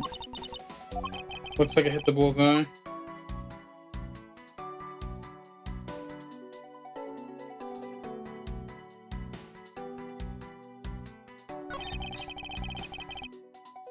Press X to doubt. Yugo Airlines with the books line the shelf. The history of Yugo Airlines, the future of Yugo Airlines, the 7 wonders of Yugo, fight on Yugo. Who would buy this shit? Working name Yugo Airlines. Yugo U. The title make it very clear that they won't be making the top sellers in the list anytime soon. The glass in the store is broken. Perhaps it was the killer who broke it in order to take the piggyback. But it's a bit odd that the inside of the case is still devoid of glass shards. Plus, the glass broke rather cleanly. Ah! What is it? I touched the glass and it caught my finger. It hurts, Mr. Edgeworth. It hurts. Please tell me you can deal with such a minor cut on your own.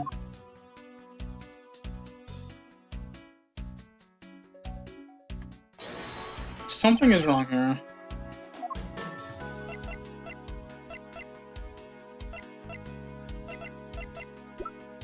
It looks like it was shattered inward. But why? Eureka! There's definitely something very unusual about this. But what? If the killer had broken into the glass to get the captain's Uga's bank, there should be a shard of glass inside the case itself. Let me see. Yeah, you just piece like that. However, there's not a single piece of glass inside the display case. Nope, there isn't. Which means that the glass was broken from the inside out. The piggy bank must have fallen over from the turbulence and into the glass. Yeah, that's for sure. I mean, yeah. Saw that coming. That's for sure. There's so much glass all over the floor. I'm willing to bet that this hat was knocked off its head at the time, too. Eh? That's nice. Which leads me to believe that the killer took the Captain Uga bank from here after the turbulence. So during the moment, you passed out because of the turbulence.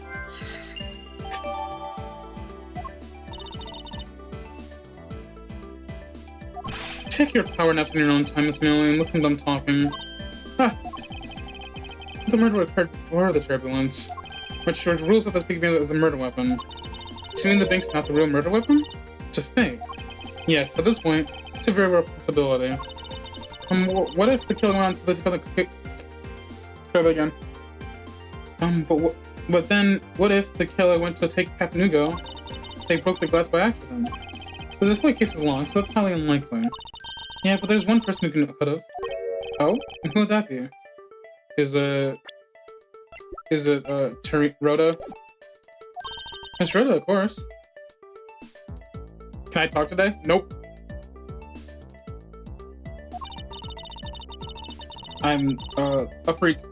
I mean, she's the one in charge of this place, so she has the keys to everything. Miss Rhoda Torino, huh?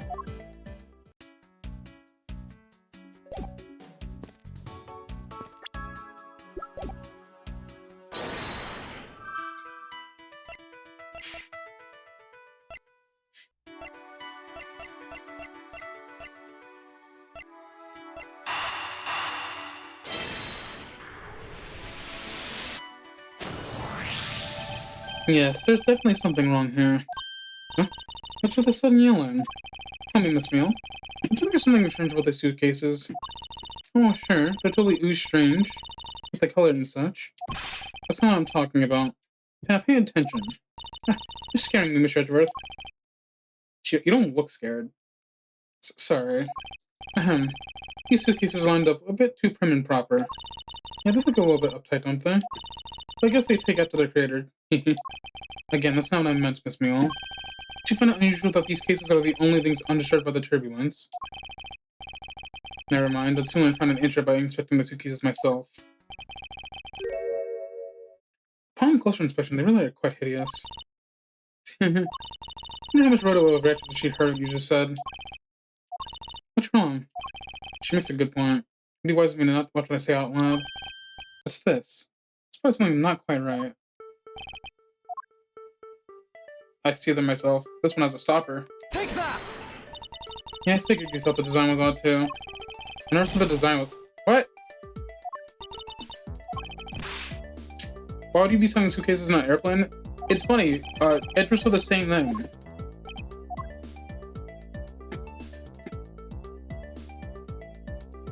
Hey, why is this wheel colored differently? There's something very peculiar about these wheels. Huh? As in, there are no stoppers in place on these. Oh, okay, so a right answer, wrong choice.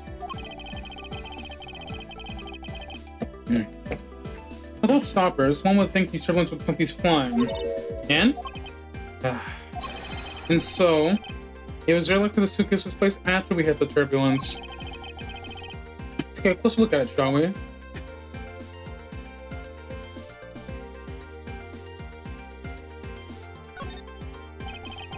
Apparently designed by Mr. Trainer herself. Design has a certain je ne sais quoi about it. I don't know what that means. Also, I forgot what it's called to get a game over in this game because it obviously cannot be guilty.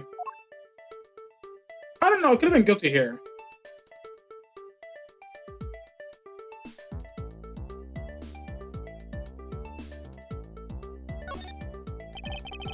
What the fuck?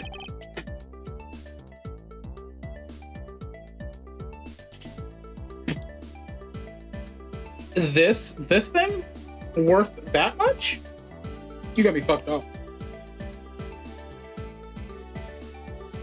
A $1,200 price tag. Not exactly priced by someone with a conscience, I'd say.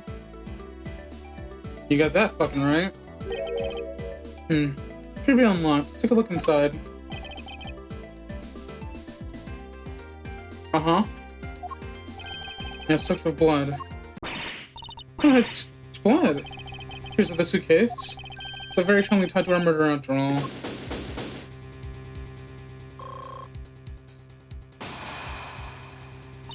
So explain this to me. What does this suitcase have to do with the murder? I believe it's pretty safe to say that the killer used the suitcase in some manner.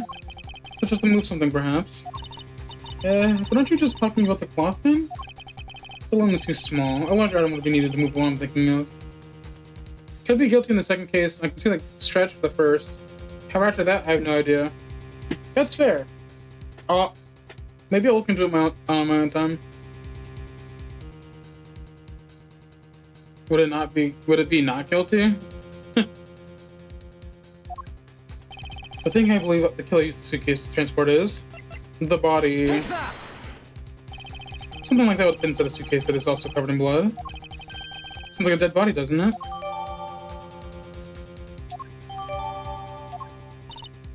But in light of this, I'd say that Mr. Hicks was moved into the elevator from someplace else, which means the murder was committed in an entirely different location. So you're saying that after moving the body into the elevator, the killer brought the suitcase in here and just left it? Exactly. What is it? Nothing. Just that I was thinking about what Miss Rhoda said about coming here for something. Excuse me, Mr. Edgeworth. I wanted to give you a bit more time, but I'm afraid I wasn't able to convince the captain. Very sorry, Mr. Edgeworth, but the captain feels that he has allowed you ample time. He says that he'd appreciate if you could wrap it up here and return to your seat. I understand the sentiments, however, not allowed to complete my investigation. The crime scene may become contaminated by the time we land. I must stop, and I insist I be allowed to oversee the preservation of the two sites. Under your supervision, of course. It's your only condition, and I believe we can accommodate your wishes. I'm here to assist you in any way that I can, Mr. Edgeworth. It's like fun. We can camp out and watch over everything together. I found proof that the real crime scene was not in the lounge, and I have enough evidence to prove myself to be innocent of any wrongdoing. And yet, regarding what Miss Mealy reminded me of about Miss Torino, I can't allow my investigation to end here. The truth must come to light.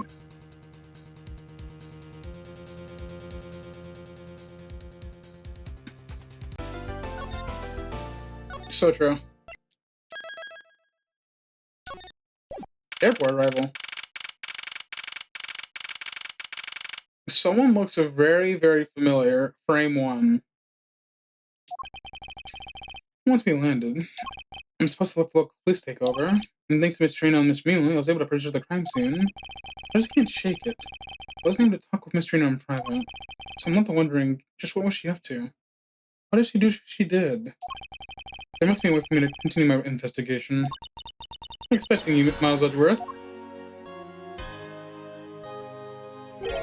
Francisca? I thought you were still in Germany. I go where I am needed, wherever there are criminals to be caught. Her name is Francisca von Karma, the daughter of my mentor, Manfred von Karma. She like myself as a prosecutor. Are you heading up this case? It would be a bit of a relief if you are. Don't you try to flatter me, Miles Edgeworth. Placing you under arrest. Oh, what? It's quite frustrating, actually. I'd hoped to exact my revenge on you in a different venue. I'll have to take what I can get. Never thought I'd see the day when a disciple of the House of Von Karma would become a criminal. How have you have no shame? There's all been a misunderstanding. You can kill the victim. Misunderstanding? Heard all about the murder over the police radio from the captain himself. You waited for the victim on the first floor, and then you beat him to death. Francisca, do you honestly believe that I killed a man? I suppose I should reserve judgment until after I've investigated it for myself. Make your rest and hold until then. That's as it should be. I only looked at how to perform my duties from you of all people. You're perfect in every way. Fulfillment of that creed alone is what I strive for. Well, I have my own creed which I must fulfill, so why don't we solve this together? Not to get going. Crime scene awaits. Don't you dare leave town. Trust me. I had no intention to. Detective Gumshoe? Yes, sir. Too slow. Ow! Listen up, I'm leaving you in charge of watching this man. Don't mess up, understand? Mr. Edgeworth? What's the guard him? Simple yes or no, detective. Yeah, yes sir, understood, sir. Just leave it to me. Miles Edgeworth. You interfere with my investigation. I'll arrest you on the spot. Are we clear? Now then, if you excuse me. I love how they bow like the nobles. Good to see you again, Mr. Edgeworth, sir. Well, I'm glad to see you're okay. Thank you, detective. Leave you and you, sir. You can lean on me. I'll get you this. So, man, I'm a bit curious of what Francisco's up to. Maybe she has to go detective. Very well. In that case, I have a few questions for you. You. Looking from behind. I think I've seen this movie somewhere before. Yeah. It's salmonella. In Soviet Russia, world flag lunchboxes eat you. How do you do that in real life? Found it, lol. Not the way the creative power is on. It's over 9,000 lols. The next elite movie. It's gonna be the Sea Samurai War of Near Old Tokyo versus the World Samurai Champion of Earth. It's gonna rock so many blocks. So the Steel Samurai is finally getting a movie. I like how that's all he thinks of. He's like, movie. This man was in first class with me. It's quite shaken up about the whole affair. I did it. I made it the whole point. I'm not scared shitless anymore. Must have been pretty scared. He's repeating the same thing over and over to himself.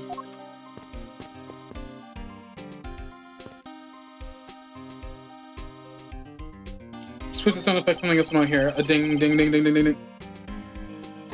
What a view for the plane's preparing takeoff. Besides the turbulence, they're really not all that bad as a mode of transportation. This child seems to be happily enjoying the sight of so many planes. Wow! I'd love to go around the hallway. All the youth today. So much potential, so much guided. Lunchland. Not bad. Guess it's bad big enough to warrant its own brand shops. What should I go with? Recommend our airport special Ward Flags lunchboxes. Only available for a limited time. We have a variety of lunchboxes made up to look like a different country's flags. Wonder if they're aiming to take lunch into the international market. The Lunchland is from that one lady, right? Not Emma Skies, it's like the Cough-Out Queen or something like that.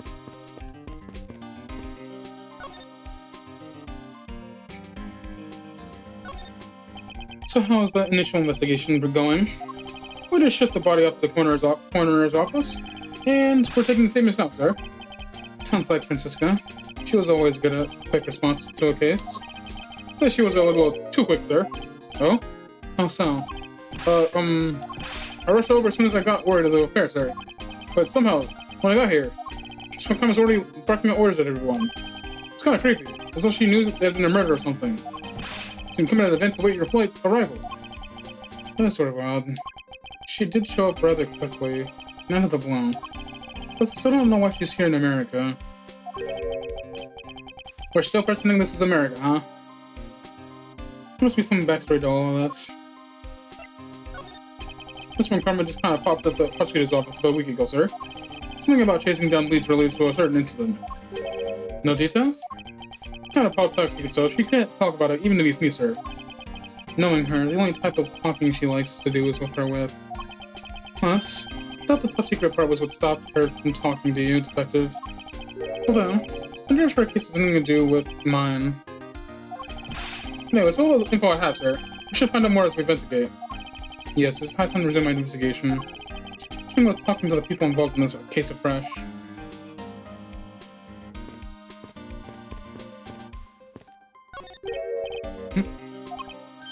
Yeah, same thing. Mr. Edgeworth, we gotta get him someone water.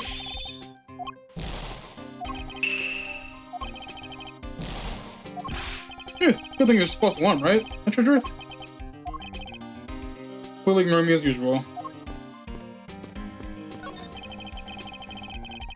With you, I want to play someday and go overseas. Have you never been out in the country before, Detective? Nope, not yet, sir. Don't even have a passport. But I've been saving up for that eventual someday. Any day at his face. That rate, you won't be making any after retirement.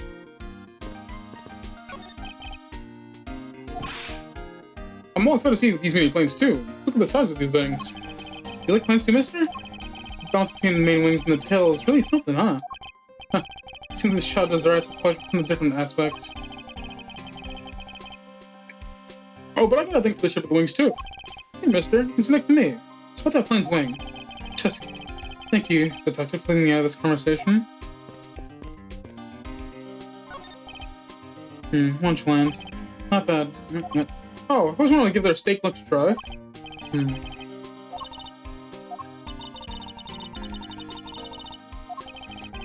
really don't want that badly, Detective. Why don't you go ahead and buy one? Is that okay, sir? Thanks. Alright, then I'm really gonna get one. Here I go. Excuse me, miss. I'll take a Star-Spangled Banner lunchbox, please. Hope he's aware that's the expensive one on the menu.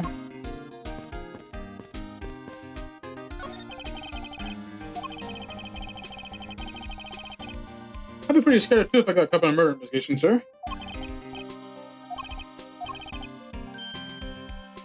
This life boost is the proof I made it alive. It's not my most prized possession.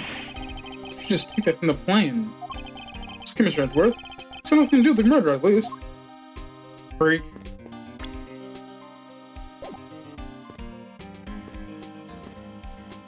Okay, well, we talked to you, did the... I can go back in? Okay.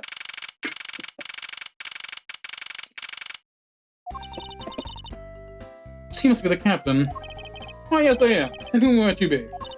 I'm the prosecutor, Francisca von Karma. I have a few questions for you. Now, don't you dare, Captain. Getting friendly with another woman. I'll never forgive you if you do. What are you talking about?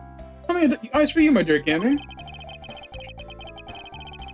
I wouldn't bet money on my dear captain to be much of a reputable person. Sure you want to ask the captain some questions, sir? He was in the cockpit the entire time. I highly doubt he would know anything of use. Anyway, I'd like to do that type of witness too much Francisco in her whip. We're just getting... Yikes. Yikes. Damn, you didn't even finish your food?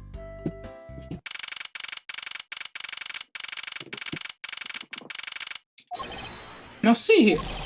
Ah. Sorry. I'm so sorry. How long do you intend to hold me?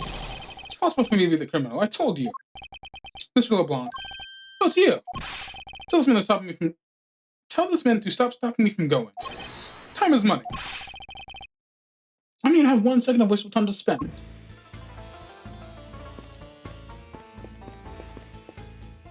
Blocked off, I see. Looks like we can go beyond here, sir. Plus, the body has been sent off to the medical examiner's office for an autopsy. Hey, this is that you. What about it, detective? Do you notice something? Saw this guy in the dream last night. The resemblance is uncanny, sir. You saw me in your dreams. Well, yeah, saw me. Arrested him. Wanted to show you just how vital I am to our partnership. And useful in our sleep is no use to me in the real world, detective.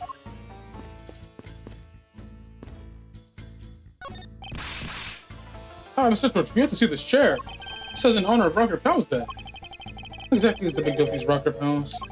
They're a seriously sweet Swiss superstar rock dancer. Ah, makes me want to listen to one of their songs right now. Sorry, I got lost in that forest of S's just now. Want me to explain it to you again? You know, detective, I think I'll have to take a rain check on that regrettably.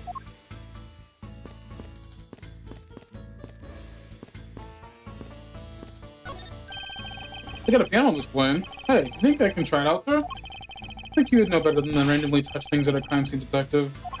Besides, I didn't know you knew how to play. Of course I do. Practically proficient. Interesting. The things you learn about people on a daily basis. You can do do and right. Come on, that's right, sir. 2 notes is not a proficient pianist to make, detective. Oh man, there's a really pretty lady in that plane over there. Ah, she's looking over here. Quick, sir, wave at her for me, please. I refuse to be a wingman on this. Don't you have Maggie? There are a few copies of comics in this magazine, right? That's most special. Looks like it's an English trivia quiz. Got one. What's yourself I means boldly rude and disrespectful? The answer is most definitely insolent. Time's up. Sorry, sir. The correct answer is insolvent. He took gumshoe. Don't tell me your English ability is the same level as him. Yikes. I guess I'll help you out. Sir, you can't go on there. I'm Miles Edgeworth. I'm one of the prosecutors in this case, so please let me through. Very sorry, sir. No one is allowed to enter the press permission. But I'm on the case.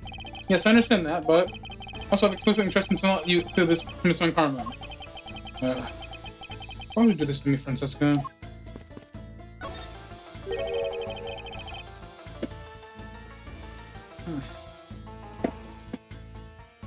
Did you finish taking a statement yet? Yeah, well done, sir. I'm not concerned if you're done examining the cargo hold. I want my cargo back.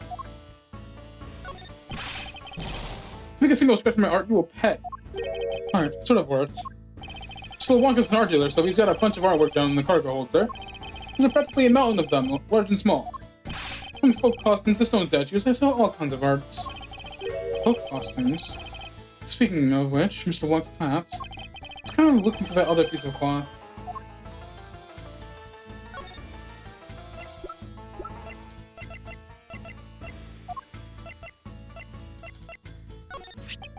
Mr. LeBlanc, can you please take a look at this for me? Oh, Bulgarian cloth. As I suspected, your hat is made of the same material, I suppose? Yes, of course. This factory is so famous, orders come from overseas for more. And this is cargo you were talking about earlier.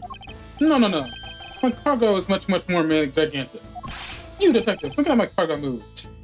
You're gonna get your cargo back when we're done investigating, pal. Stubbornness of you police is no good. It's no good that the lieutenant reads to exit the attendance room too. said attendant. What if he's talking about Miss Trina?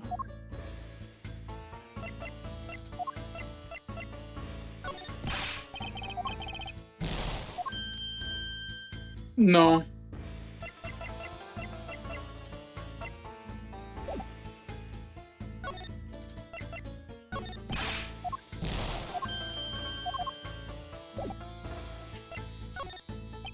What do you mean by that attendant, Mr. Lubon? She was taken into the attendance room by her interview, and they still haven't come out. That makes no sense of coming out either. I was finished with my own interview much earlier, much quicker than her. Why is Miss Trina's interview the only one that's taking the most time?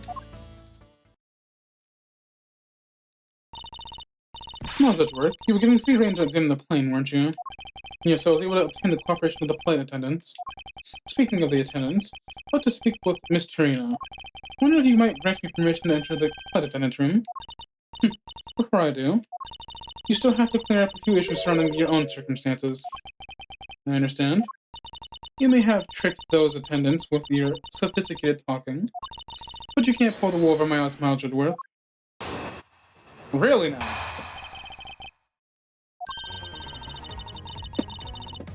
Let's not complicate things and go with the most obvious conclusion. The scene of the crime was here, and the very land this body was discovered.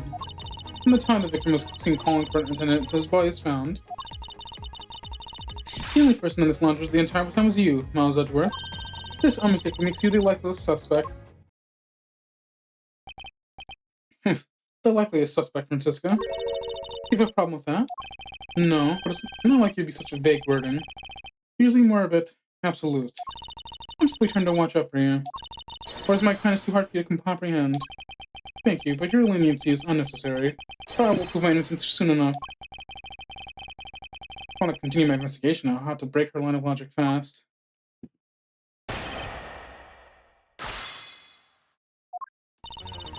Hold it! Don't you think you're being a bit rash by simply declaring me the culprit? My affairs will be simple and perfect. I'll show you the meaning of both when I finish this whole thing within 3 minutes. Hey, you said like you're cooking a packed bunch of noodles. 3 out! Well, even 3 seconds of useless testimony will be uttered in my presence. She hasn't changed one bit. Don't want to allow her to send me to prison easily. Hold it! So tell me, Francisca, you know they're all about the crime scene? I know all I need to know in order to arrest you. And nothing more. Are you saying that there is more that I need to know? What did you hit with me, sir? Sorry, Scruffy, my hand must have slipped. It would appear that Francisca doesn't have all the facts of this case yet. Hold it! What do you mean by scene? Please stop pretending like you don't know. It's insulting. I was then talking about how Miss Hicks was seen calling for an attendant at 5 a.m. And then from the time after that called. So the body was found. Hold it! Well, it's true that I was in the lines the whole time. The fact alone does not make me the criminal. Objection! Ah, there's that objection sound. We'll see about that at the conclusion of this investigation. However, there's one thing that even you submit to all the time. Hold it! Under the circumstances, suppose I can agree to that I'm most likely suspect. But I believe in you, sir. I don't think you did it. Mr. McCormick's gotta believe that too, right? I mean, you two are like siblings. Oh. Quite scruffy. Even if we were related by blood, that's no guarantee that he's not a criminal. Francisca, I demand to see some proof that you're not the guilty party. The likely suspect, huh? What a roundabout euphemism. It would appear that she doesn't know about the new evidence we acquired and where we acquired it. I'll do the care of the gaps in her logic, one hole at a time.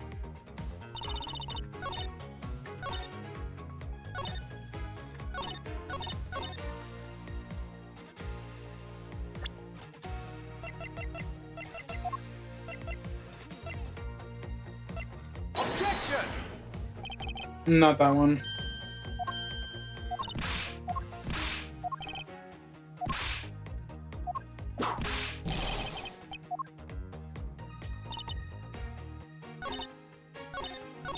The only person in this lounge the entire time was you. Would it be this then? Objection!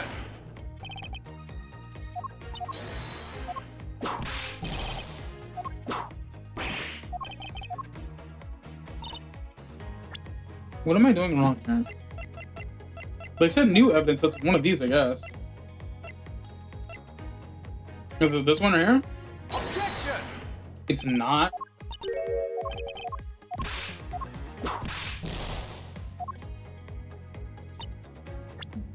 Maybe I'm on the wrong thing, but...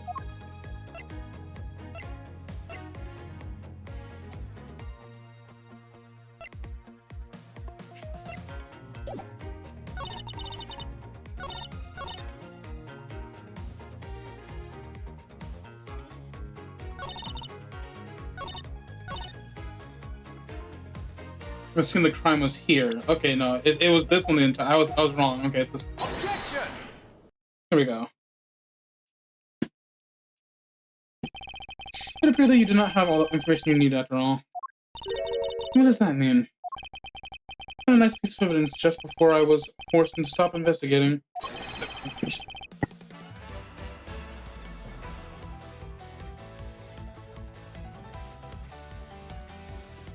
At least that proves that the body was moved from a different location. Sorry, I got jump scared by someone. The killer used the suitcase to move the victim's body, meaning the real association of the crime was not this lounge at all. Objection! Now who's the one rushed to jump into conclusions? Excuse me? Later was found a piece of cloth inside the suitcase. That doesn't prove that the body was moved. It could be that the killer simply chose that suitcase as a good place to hide the cloth. I expect you to come to that conclusion. See, I can't escape that easily. You should know better than that. I find karma is perfect in every way. Alright, but did you know that the killer definitely wheeled the suitcase around at some point? Objection! Isn't there a proof of that? Where's proof that the suitcase just moves around? Right here. Take that! The spilled grape juice in front of the elevator. Yes, I'm going to draw your attention to this area here. Take that! This mark here, when you say it looks like it's consistently marked like tracks from two wheels. I suppose.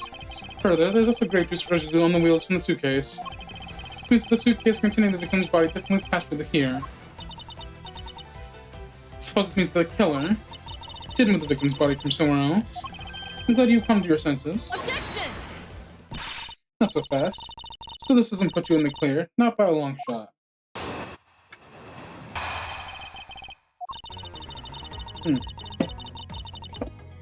You prepared yourself and fired the piggy bank before the plane hit the turbulence. Then you waited for the victim in the lounge, where he beat him to death. Then while you were in the elevator with the victim's body stuffed in the suitcase, the plane hit that patch of turbulence and flew out the body from the suitcase. With no way out, you hastily took the suitcase back from where you had taken from, and pretended to be the discoverer of the body. Not a bad logic for something you thought of on the fly. Just what are you insinuating? But I will show you exactly how flawed your logic is. No matter how strong of a face you put on, not even you can hide your face from me. I'll expose the flaws in your logic killing myself in one fell swoop. Hold it! And how do you suppose I was able to take the piggy bank out from its place case? As I recall, the case was locked. That's easy. The case was locked. You simply had to hit the glass like this. Yow! You shattered my heart of glass. So she wants to talk about the in-flight shop in the Google bank, does she? Let's consider that how you obtained the murder weapon.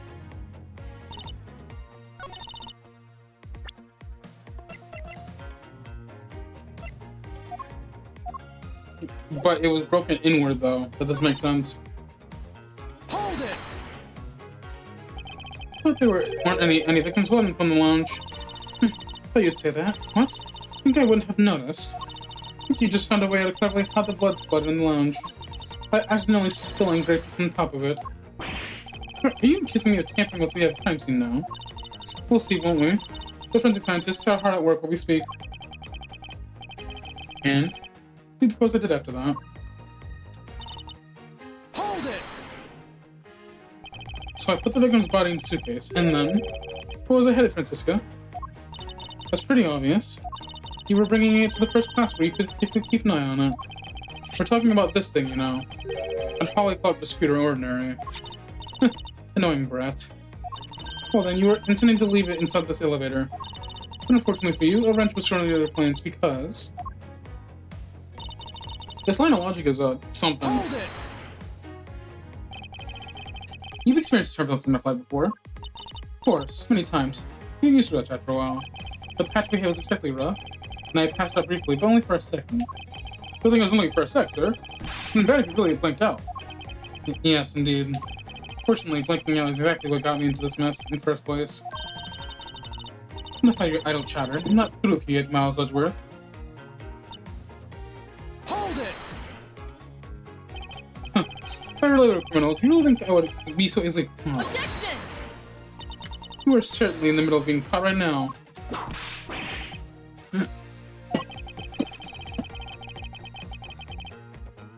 I had to find a contradiction faster on how much of my own I left to save. I have to say, you're looking rather hot right now. And I'll tell you exactly what you did after that. You loitered around the lounge. Hold it! I didn't pretend anything. I really was the first to discover the victim's body. I suppose that's true. So then you're using my statements? Don't be foolish. I still insist that you are the killer, but... in that sense, you really were the first to discover the body to be dead. No matter what I say, she seems dead set on taking it to be the killer. Her logic is reasonably sound, and in the large majority it reflects the truth. But there is one point about it that is not quite right.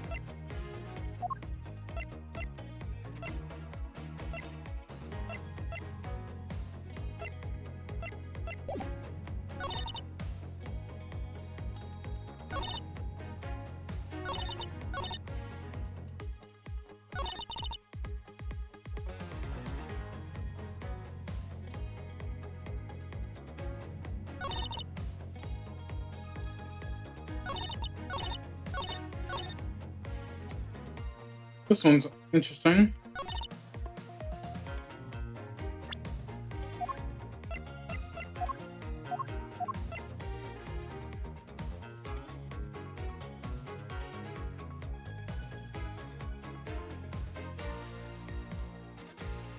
Objection! Okay, it really was just as simple as the piggy bank. Because we've already assumed that it's not the murder weapon.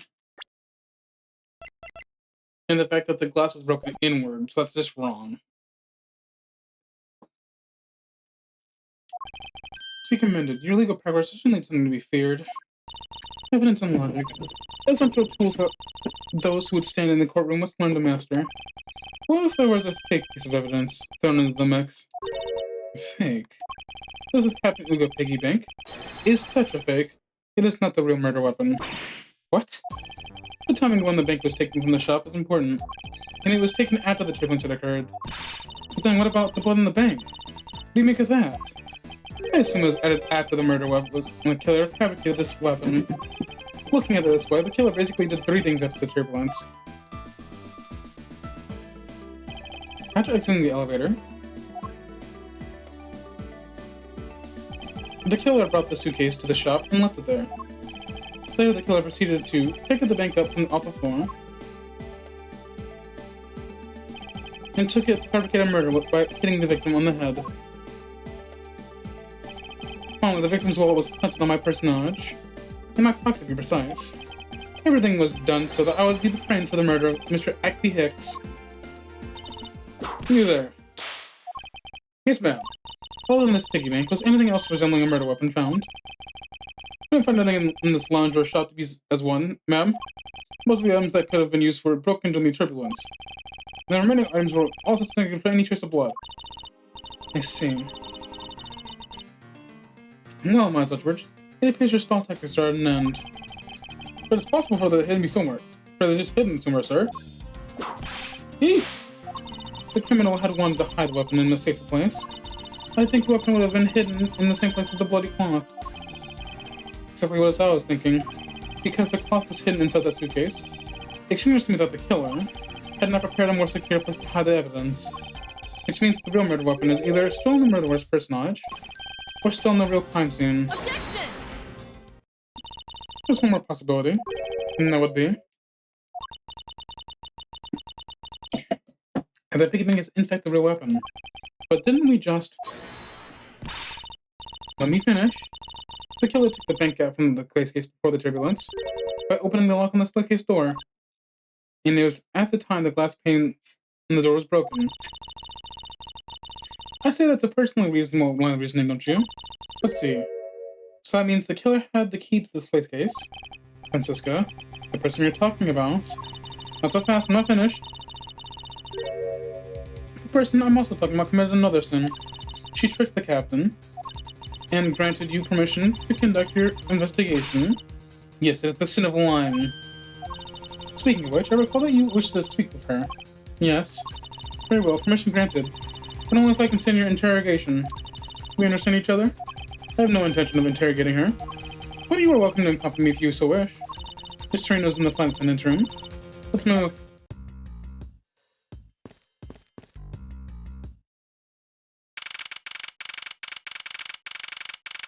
Another one of those suitcases, huh?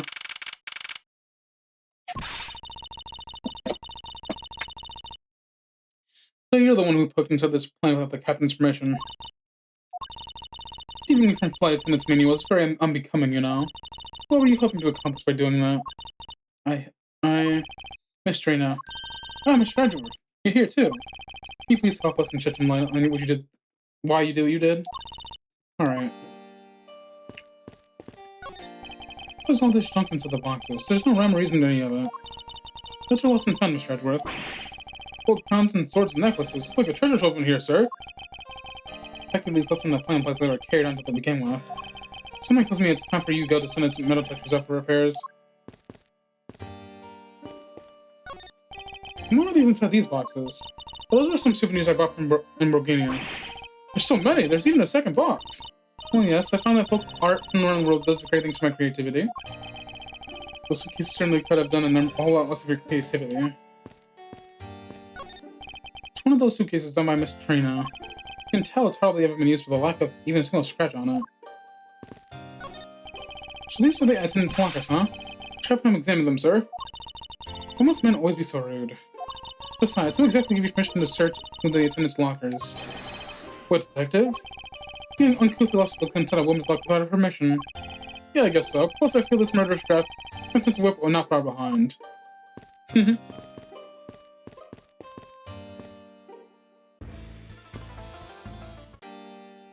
Why is that the exit?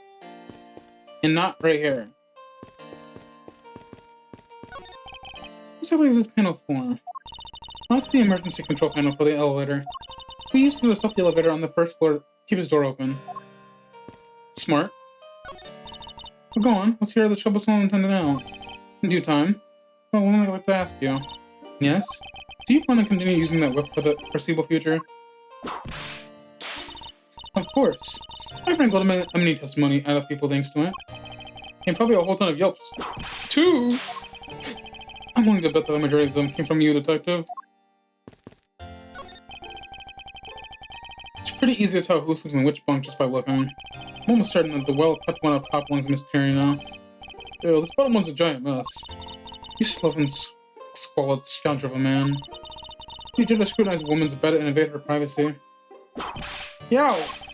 There's some things in life best put to yourself, detective. Sure, it's a clue of some sort in this trash can. I'll take gumshoe if you'd please. Yes, sir. Please leave the rummaging to me. Scruffy, how dare you go through a woman's trash without permission? Have you no sense of honor? Eek, I'm sorry. I'm just doing what Mr. Edgeworth told me to. Do! Forgive me, detective. Just release the cargo hold. But I can't let you through without Miss Von Karma's express permission. It's not a bad way to handle the situation if it were any old case. This isn't. Between you and Miss Von Karma, who's the better at their job? Well, there's no comparison to be made, detective. None. How's that work? Isn't there something that you should be doing right now? Of course. You should ask Miss Tarino for her side of the story. That's right. And how's that anything to do with the coach over there? Nothing really. If you already knew that, then why don't you hurry up and do the interrogation already? The ad break is just in time to be over. Nice.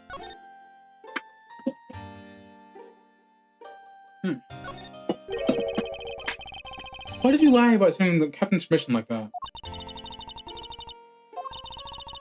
Because I didn't think I'd be able to get his permission. What do you mean? The captain... He only has ears for Cammy. I spoke with the Captain Law earlier myself. He definitely seems to be rather taken with Miss Meal. Yes, and on top of that, I had mistakenly accused Mr. Edgeworth of being the killer. I wanted to make amends. In that case, please allow me to thank you for what you did. Thanks to you, I was able to clear myself of all charges. Really? You were able to prove your innocence? Oh, thank goodness. Miss Tarino, is it? There's one more thing I'd like to ask you. You were in the in-flight shop before the turbulence, weren't you? Please answer honestly. Yes, I was. And why were you there? No lie. Well, that's an hesitation. Francisca seems to have struck a nerve. All I did was go check up on the shop like I always do. You're saying it was for work then? Yes, I'm in charge of the shop. So I have to keep an eye on it. I don't have any reason to go there otherwise. After your visit to the shop, you paid a visit to this room, correct? Yes, I came back to freshen up and adjust my makeup. I'm sorry, but there isn't much else to tell. Miss Cherno claims there's no reason other than duty to go to the shop. Is that all there is to it? Maybe we should at least ask her about that thing.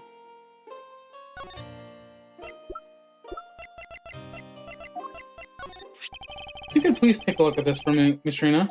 Oh, that suitcase. Yes, about the suitcase. You were the one who designed it, correct?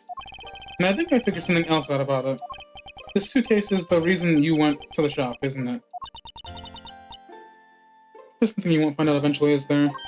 Won't you please tell me more about the suitcase? Yes, I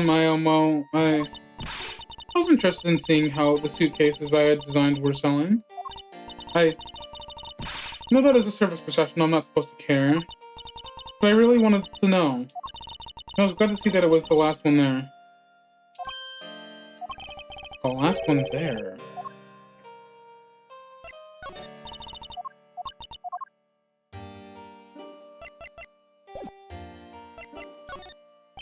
So you're saying, Mr. Eno, that the suitcases in question were the last one? Yes. They're just so popular they're practically flying off the shelves. That's not exactly the impression I got. The one in the shop is most definitely the last one. But we're currently looking at that suitcase. Really? I guess we saw all of them. Thank you very much for taking the last one. I didn't say anything about buying it. Then say you'll buy it. I'm sorry I can't. But why? You feel great for your complexion, Mr. Edgeworth. It really suits you. I guarantee it personally as a service professional. Well, that is... How should I put this? It's hideous. What? Maybe that was a bit too direct. Moving on. My issue isn't with the design, it's the number of them remaining. Remaining? There were 2 suitcases in the in-flight shop when I investigated it. 2? That's impossible. Sure, there was only 1. Looks like our stories generate quite the contradiction. Now with the shop, impossible there's only 1 suitcase left. Something is amiss here. What could be the meaning of this inconsistency? By the way, Mr. Torino, what about the one right there? What's with the suitcases doing here? That's... So there's only 1 left. That one is, it's mine. I've used it for a very long time now. She's used it for a long time. I think not. Miss Trina, I would appreciate if you wouldn't lie to me. Excuse me? I don't believe it for even saying that you've used this for a very long time. Price tag, price tag, price tag. Tell me, Miss Trina, is it also your habit to keep the price tag pristine on your suitcase? See, the funny thing is, for a lot of my items, I keep the tags on them. I actually have a whole, what's the word I'm looking for here? Not cabinet. I have a whole shelf of Pokemon plushies to the right of me, and all the plushies still have their tag attached. So it's really funny that this is being brought up.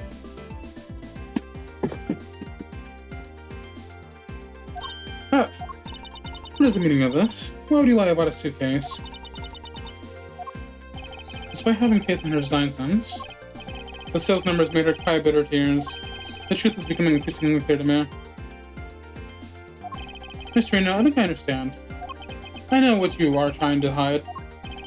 Now then, this suitcase was originally in. Seeing as the price tag is still on the suitcase, I can only assume it was on the floor for sale in the shop. And the person who bought the suitcase was... Take that! It was you, wasn't it, Miss Trina? I hate to say this, but the suitcase that you designed, it hasn't sold very well, has it? You saw how poorly the sound you poured into her was selling, and were deeply hurt. That's why you wanted to make it look like it was selling by buying it yourself. Isn't that right? And the reason you went to the shop and came back here was... I'm sorry. All I really have is my job. I was overjoyed when my design was chosen. I thought that maybe I'd finally accomplished something. The suitcases didn't sell. Because of the design, isn't it? It's all because you put it. Hideous. Can't say they chose a great place to which to sell it either.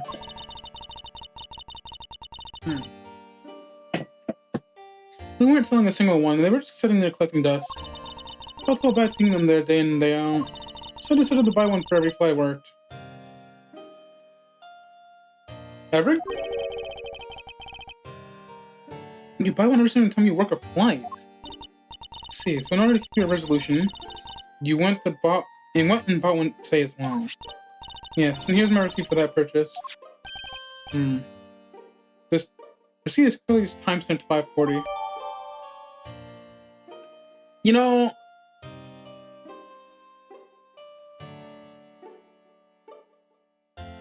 Hold on, let me look something up real quick.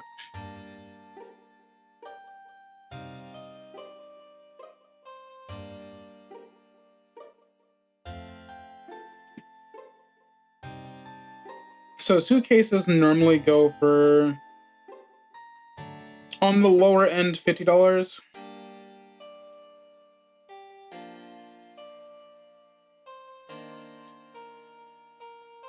If we... let me look them up. Into USD.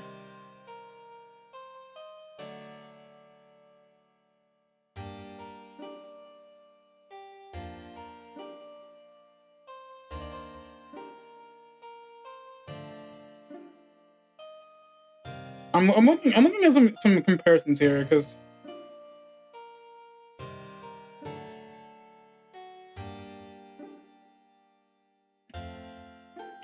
okay, I got nothing. This suitcase is just horribly priced. If the upper end bag is sold for about maybe 120, 150, there's no way in hell this thing should be that high. I mean, when you put it into yen terms, it's extremely cheap if you just take out the zeros. So it's like, what the hell am I looking at here? Truth is, there's still a bunch of them left unsold. They're planning to scrap the remaining ones at the end of the flight. Sure, now where are those other suitcases? Sure, we'll bring them down in the cargo hold. And the suitcase the killer used could be very well come from the cargo hold. Mr. Edgeworth, you don't think the killer used one of my suitcases too? Yes, I do. The killer used one of your beloved suitcases to move the victim's body. How could they?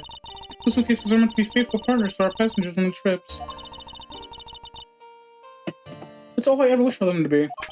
Mr. Reno, is there any other way to get to the cargo hold other than the elevator? The only way is through that door there. And what about the security?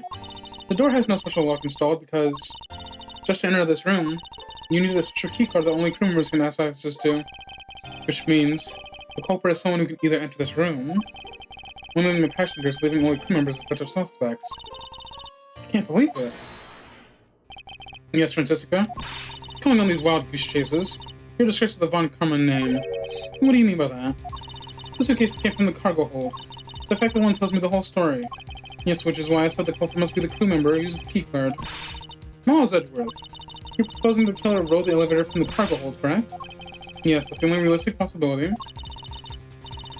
The other attendant, Miss Meal. I asked her earlier, she had this to say. Francisca got information on Miss Meal? In order to make the elevator go down the cargo hold, a different keycard is required. A different one? Yes, and the only person who holds that particular card is you, Mr. Rotatino, and only you. Ah, what is this true, Mr. Yerno? Yes. I keep that keycard in my locker at all times. Could you please show us that card right now? Yes, hold on. It's gone. It's gone. I don't believe it. What's wrong? The keycard, it's gone. Very clever. Pretending that you were probably stolen, when in fact you're just trying to hide it from us. You really thought this through. But wait, it's not like that. You can tell us all about what it's like in another station. Officer, arrest this woman. Yes, ma'am. Mr. Edgeworth.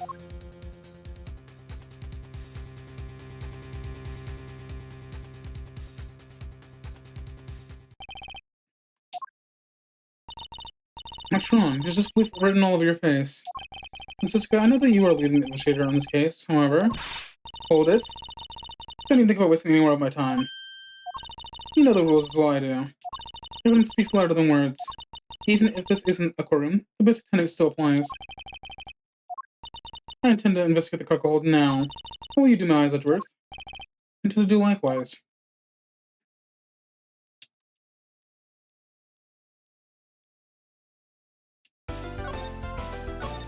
Oh man.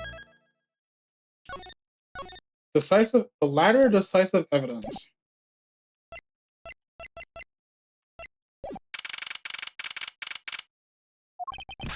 Oh, so this is a cargo hold, huh? Where are you going? It's so big. Well, there's our missing one. This plane is a special model. It has both a super large cargo hold and an ultra luxurious first-class seating. So this is the real scene of the murder. There's certainly a high probability of that, which is why we're here, correct? Okay, let's get investigating, sir.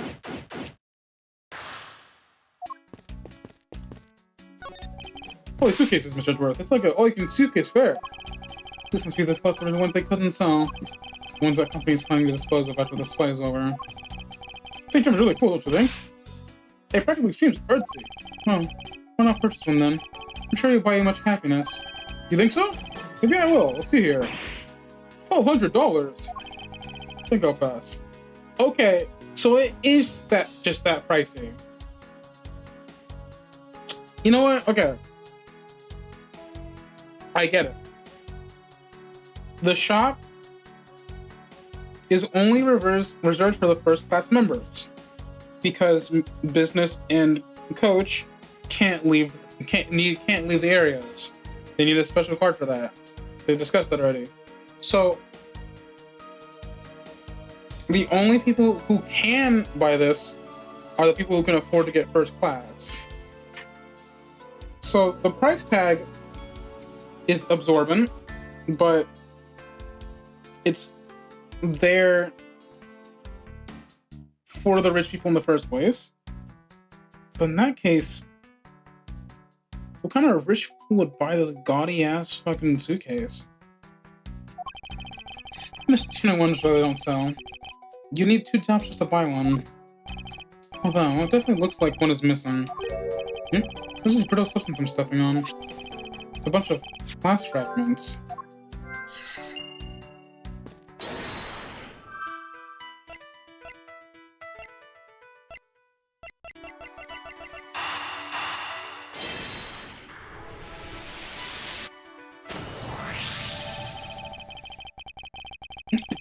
I think we can safely conclude that these fragments are from a pair of glasses. The victim was wearing a pair of broken glasses. Yes. Exactly what I was thinking. Sure that the shards would match up perfectly with the remnants of those glasses' lens. There we go, the victim was here just as expected. So you're saying, the very scene of the crime was here, sir? And I've just been saying for a while now. Oh, is it? I didn't know that. Perhaps it's a bit early to draw that conclusion. However, I believe the probability is just skyrocketed considerably. All that's left is to find the murder weapon.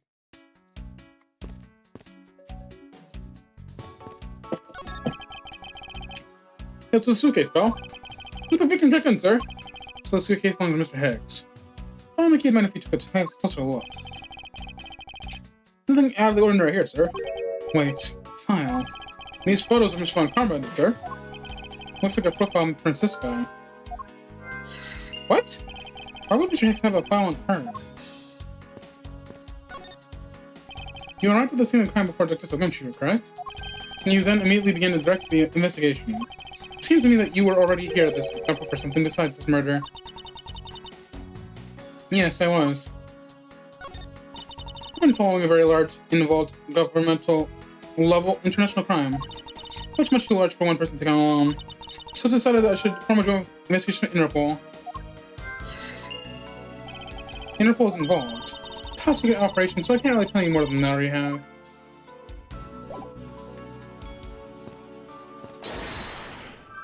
Aren't you from Interpol?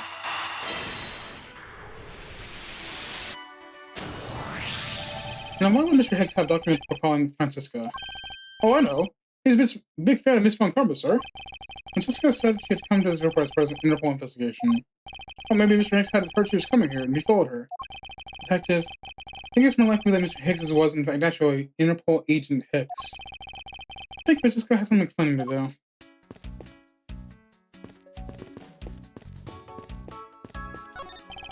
Keeping track of this many pieces of cargo must be very taxing on the cargo crew. It sure brings back memories when I worked as a part-time mover, sir. The look of his eyes, he's waiting for me to ask about the rest of his story. But no matter how he pours in the puppy eyes, I have no intention in doing so. Nice try, buddy. I didn't know this plane was capable of carrying such large pieces of cargo. This thing is as tall as 2 of you on top of each other, sir. It would probably take 20 of you to cover the entire surface of this monstrosity. What, really? Yeah, I guess that's about right. There's really no need to take that throwaway estimate seriously, Detective.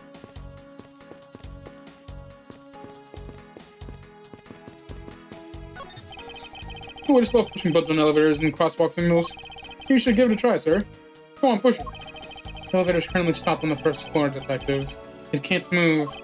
Oh yeah, it's not gonna happen to your question now. Well, it's gonna happen normally without a special keycard.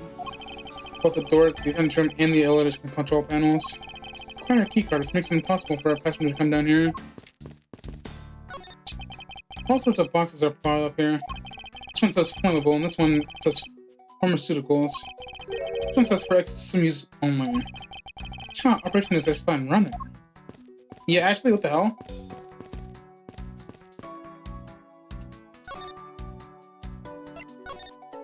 You came to this airport to rendezvous with the victim, didn't you? Nonsense, what are you talking about? We found a profile detailing information about you in the victim's luggage. Suppose it was prepared for him so he could recognize you when you landed. Which makes him not Mr. Hicks, but rather Interpol Agent Hicks. Isn't that correct? I should have known you'd figure that out, Miles. Looks like they got to him first. So you really did come here to receive an Interpol agent then? Yes. Agent Hicks was on the trail of a very large international smuggling ring. He went undercover to investigate this crime. And it was I who put him on this case. I was supposed to receive a call from him on the cell phone once he had landed. Never expected to receive a call from him as bad murder instead. I think we have a pretty definitive evidence, but Agent Hicks came out of the cargo hold. What was he doing down there, sir? Just nothing but luggage. Oh, I get it. Maybe he forgot something in his suitcase. Can I get it? Yow! Agent Hicks came in here for a work-related reason. Of that, I'm sure. Yes, I'm sure he was here to investigate the smuggling operation he was observing. Francisco, do you know exactly how he did the Brazil's investigation? No. Fortunately, I was going to find out from him after he landed. I see. But this raises another question. A normal passenger can't access the cargo hold on their own. Agent Hicks must have identified himself to a member of the crew and entered the cargo hold with that person who let him in. Yes, and then he was murdered here. Those glass fragments and his broken glasses are a testament to that. And then the killer put Agent Hicks into one of the square suitcases and they entered the elevator. But why were they riding it up? That plane hit the patch of turbulence. Because of the intense shaking, the suitcase popped open and Agent Hicks' body flew out. At the same time, his wallet flew out of his pocket, spilling its contents everywhere. Which explains why there was money scattered all over the elevator floor.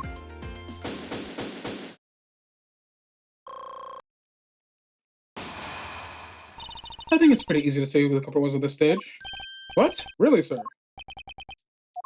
I know you're starting thinking, Miles Edgeworth, but the killer cannot be under the Mr. Rhoda Tenrino. If it was a crew member, anyone in the crew would have shown Agent Hicks their cargo hold. But the point to keep in mind is the key card that allows the elevator coming down here. The only person with such high-level access is Mr. Rhoda Tenrino. I'd say it's a pretty decisive piece of information, wouldn't you? I know what you're trying to say, but I'm not certain it's simple as that.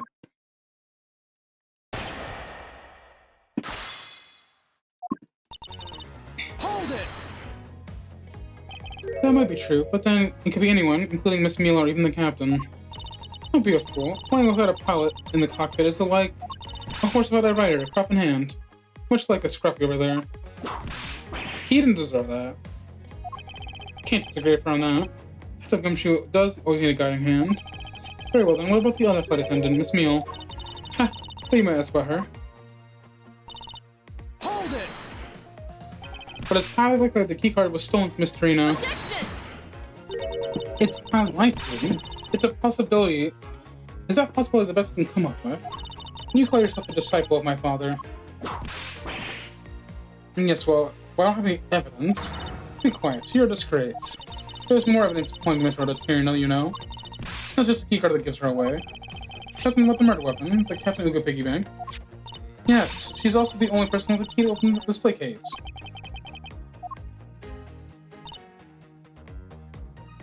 Hold it! But that is a... Objection! Sure, Brother Miles Edgeworth. You don't have any proof that this is just a red herring. You must keep insisting on that's fake. Then what is the real murder weapon, and where did it go? Speechless, I see. That's no surprise. After all, you know that we've just searched the entire cargo hold and came up empty-handed. There must be a way. There must be something that can help me rule out the piggy bank as a murder weapon. It should be examined further to help us ascertain the authenticity of the weapon.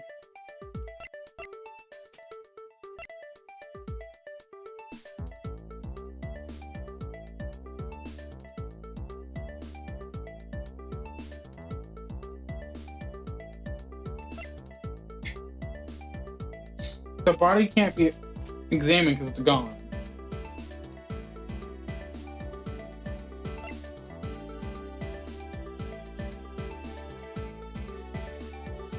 The crime scene.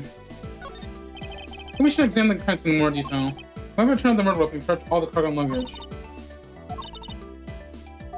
Okay. The piggy bank itself? This murder weapon should be damaged or has to have a dent in somewhere.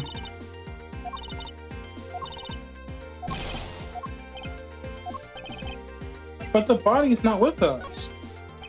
Francisco, I think you were too quick to jump on your conclusions. How was I? Yes, we don't have the officer reports yet. How can I not see we have made a snap dungeons and we haven't yet to see that the one on the Agent Hicks is consistent with the murder weapon? Scruffy? Yes, sir. Contact the medical examiner's office at once. I wish you knew the results of Agent Higgs' autopsy. Eek, yes, sir.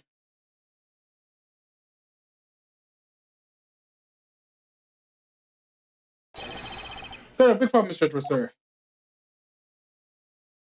It is the murder weapon? Blunt force trauma? This is a detective. They're still doing the autopsy, but they said they already know this one thing for sure. Reports now. The doc said that's one giant bruise from a beating from the shoulder down to his mid-back. A bruise from a beating from his shoulder down to his mid-back. From the victim's shoulder to his mid-back, he was beaten over such a wide area.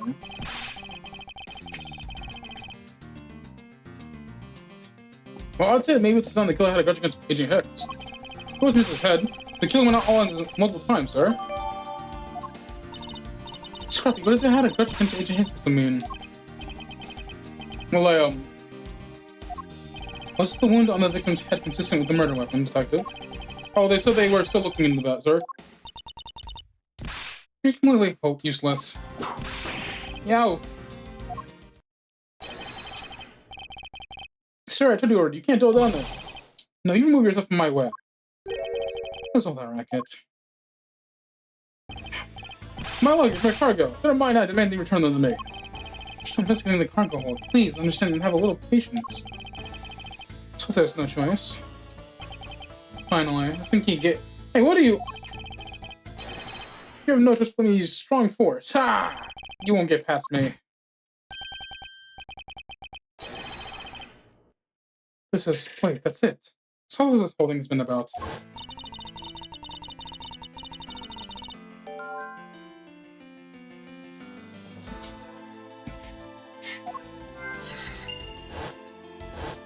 After all, you know we searched the entire cargo and came empty-handed. Plus, that's one giant bruise from a beating from a shoulder down to his mid-back.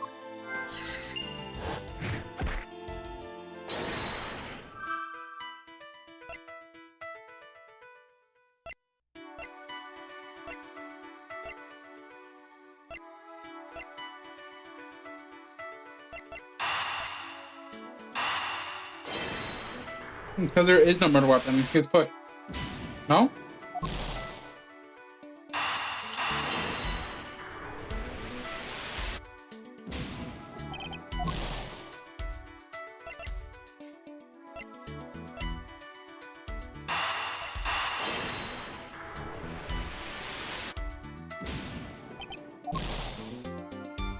Hmm.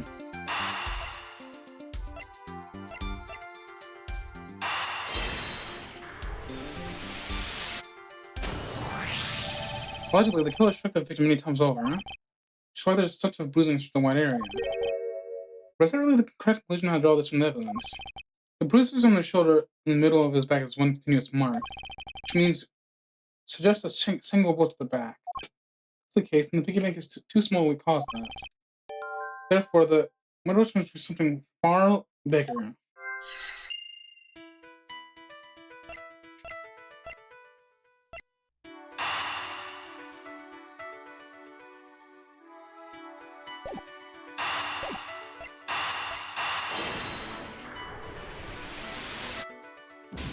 No, it's not that one.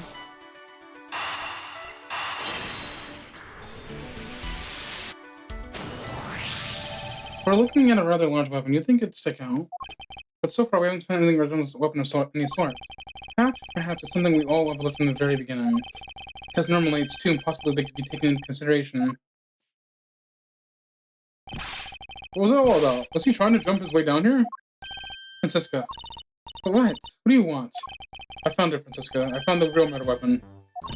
You did? He really jumped. We didn't realize it until now, but... The answer has always been right in front of us the whole time. You might be hurt, we should go check on him, sirs. Just that pompous attitude of yours again.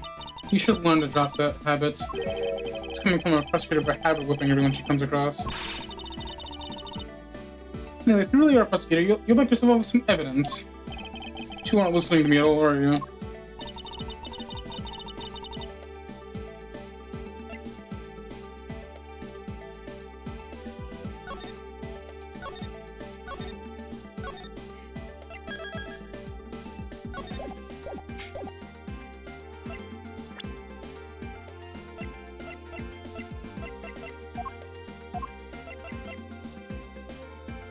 Oh, is it this thing?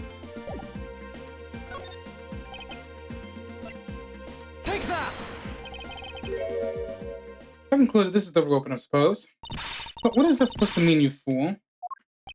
That was the practice. Oh.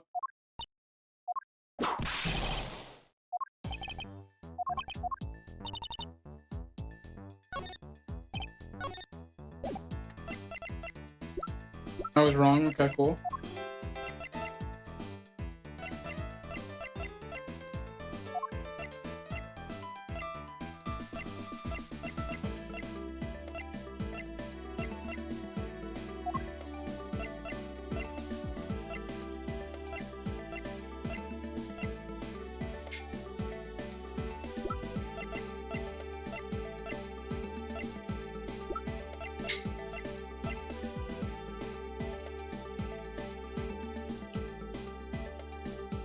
Is there even actually a murder weapon, though?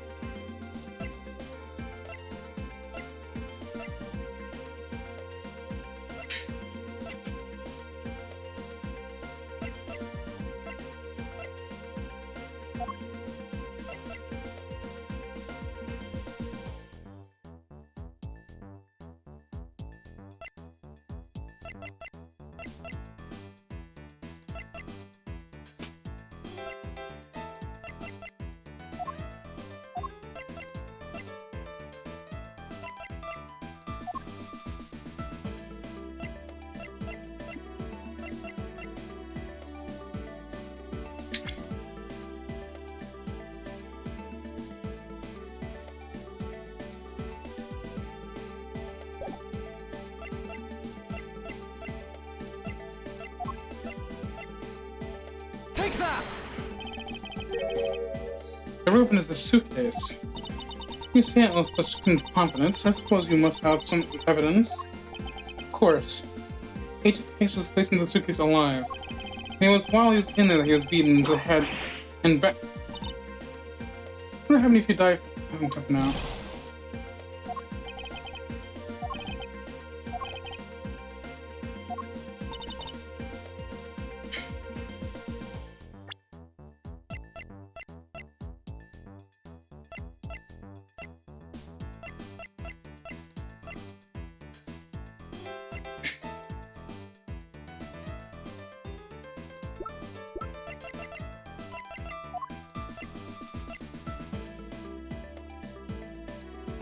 Head to mid-back. Maybe it was the turbulence that hit him here?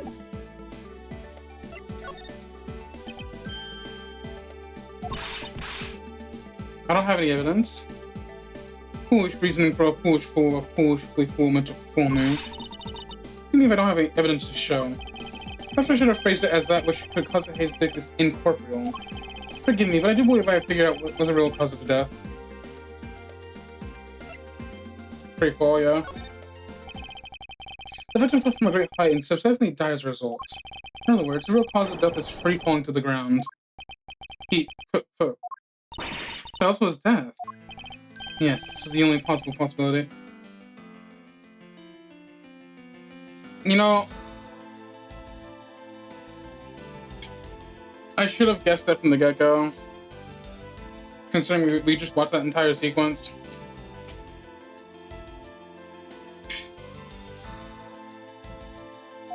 The victim has extensive bruising on his back with his head to his back. The only rational explanation for these injuries is that he fell to his death. But the murder happened inside the plane. I know. Are you claiming that there is some place in this plane which he could have found from? As I said earlier, the answer's been right in front of us the entire time. You can't mean... Yes, I do. The victim fell from the top of the stairs with his very cargo hold. What? Then, we're in trouble. We have a second death on our hands, sir. Hey, you! Tell me you're not dead, pal. Quiet, why are you screaming? He's alive. And there you have it, Miles Edgeworth. It's not possible that Agent Hicks fell over to the ground to his death. That is living proof of that. Suppose that's true. That's not possible, given the current circumstances. The current circumstances? What's that supposed to mean? Suppose that large piece of cargo wasn't there at the time. What would have happened then? He would have been in a board game packet for sure, sir. Suppose that man over there wouldn't still be breathing. The reality is the cargo box is there. There's no point in entertaining your wild hypothetical scenarios. It may be there now, but there's no proof it was always there. Ah, as if it had ever been a window of time when the giant box was not there. Ah, but there was. What? It wasn't there earlier, but the refueling part.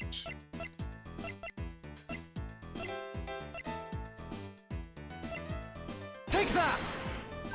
You were still in the Republic of Zhengha. Yes. I had a short layover in Zhengha in order to refuel. That wasn't the only reason for the layover. We also transferred some cargo. What if the box in question was only transferred into the plane at the time? To further my point, so go what's next to the box in question. This labeled Zofengsus Rex. Correct, meaning that it was loaded on the plane with Zhongfa. Now, what if the box in question was also loaded at the same time? It would mean that the box was not there in the cargo hold during the Europe-Zhongfa leg of the flight. Making a clear drop from which Agent Hicks could have fallen to is entirely possible. Ah, but that is still very far-fetched. A limited chance to prove how valuable my scenario is.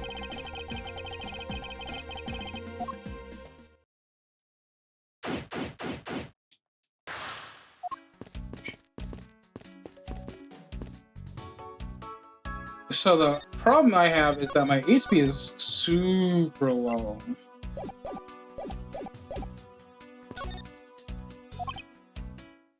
But for Miss Trina, this design is unmarketable. I'd buy one if it was cheaper, sir. You can always give me a discount. Or, why don't you sell them in the airport and have a basement sale? Or again, basement sale. Buy one, come in free. You win the rest, you get one more for free. How about those ideas, sir? If you did that, everyone would lose.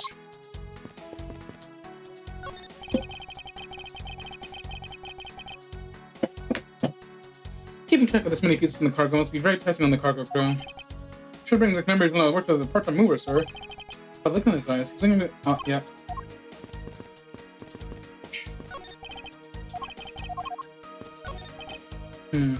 Just a rather large piece of cargo. There's a tag on it, sir. Let's see. Alfred statue. Never heard of it. No, I. All I care about is that people wasn't here at the time of the crime. Just confiscating, sir. That's his art. Look here. Didn't go about touching my possessions without my permission. Heck, don't rush up on me like that, pal. So that sounds Mr. LeBlanc, does it? Should see what else we can find out from him.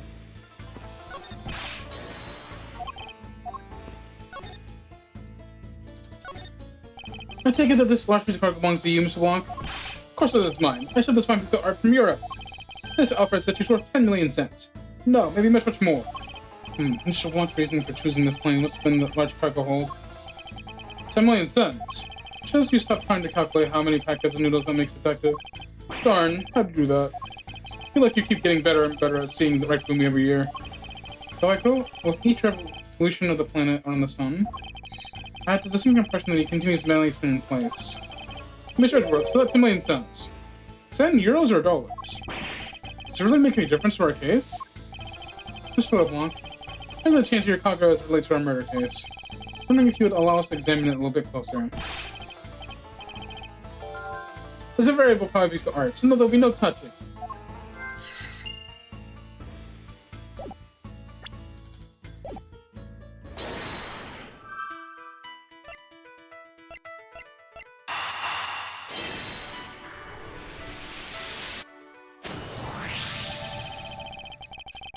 If Mr. LeBlanc has something to do with the smuggling ring, then it's possible this fake texture is brought on board with things on. I need to question a bit further.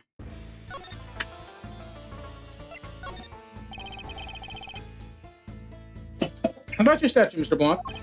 Wonder if it might be a fake. What? How do you say my art is fake? It's the fact that your statue might be the target of an international smuggling ring. Don't you say fantastical things. Those things were not there. I have certification of my cargo right here. Do you mean the cargo certification document? Mr. Zinc LeBlanc? Why didn't you say so earlier? Please show it to us at once. Can't read this? What does it say?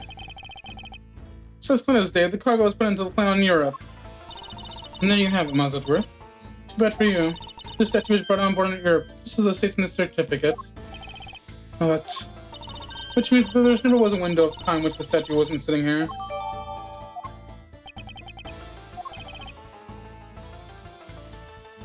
I respectfully disagree. You can't discount the theory until I see the statue for myself. You may have your wish. Look at yourself and see I am right. This. I know I've seen it somewhere before. This is the Alfred. There's also a feeling of art. I practically smell it. This statue has a high amount of historic value. I chose to unveil at a museum in Europe. I invited to this country to exhibit it. I'll have a closer look is warranted here. So this is the infamous red elf statue. What is it, Mr. Edgeworth? Did you find something? There's something wrong with this picture.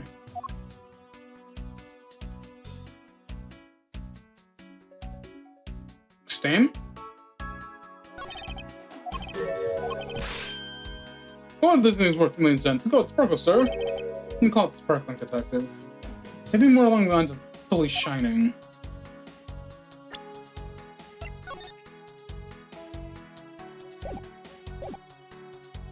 Oh, wait a second.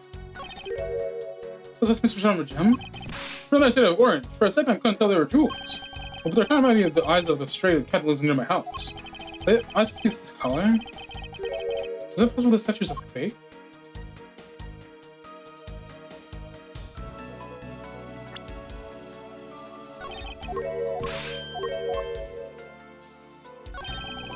What's this? The statue looks like it's stepping all over its neighbor's cloth cover. Kind of resembles owner's energy in the sense. Ho ho. Hey, what did you say to now? Further, my clothing's time is not being stepped on by anyone. It is too expensive to allow me that to happen. Let's forget the trespass of my subordinate. Why should I forgive the trespasses? Unless it's an expensive dress, you keep it. That guy is not good with those things.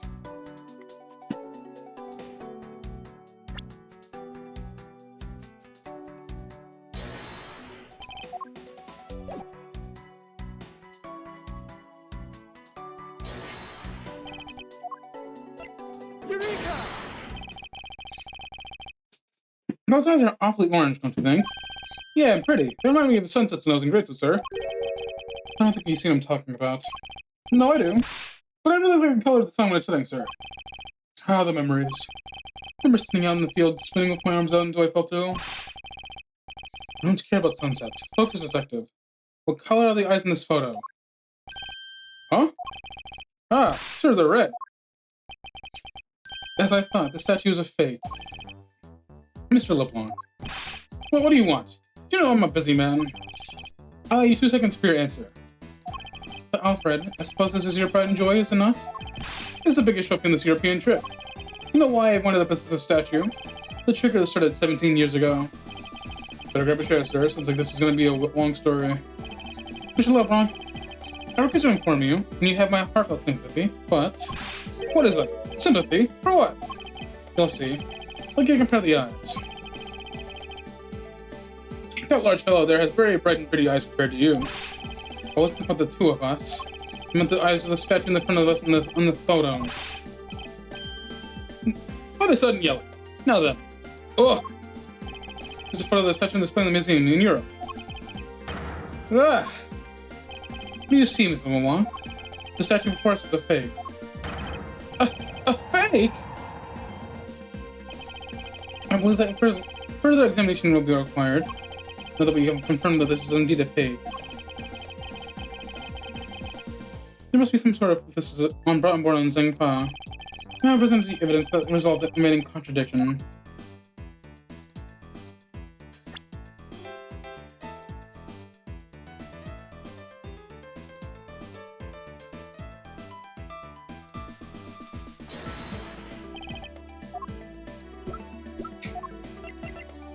Eureka!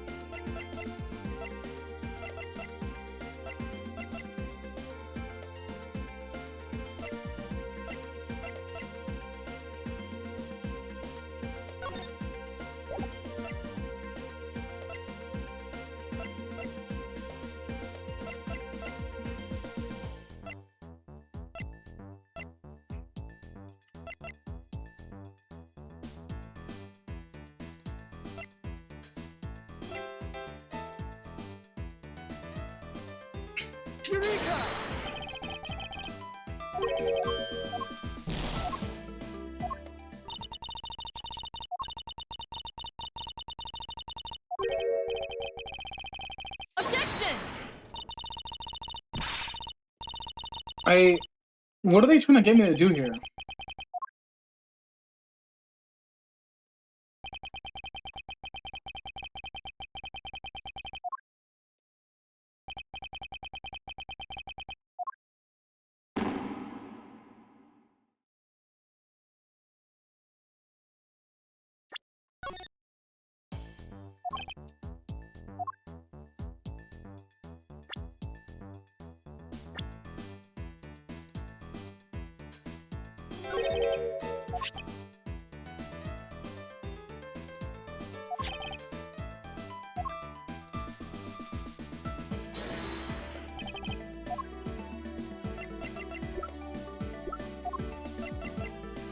Eureka!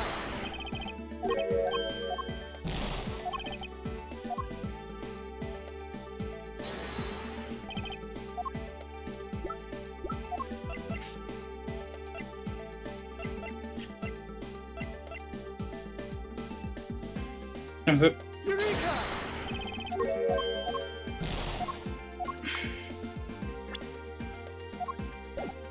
The fact that we're still here is pissing me off. We know it's a fake, and we know it was here before the.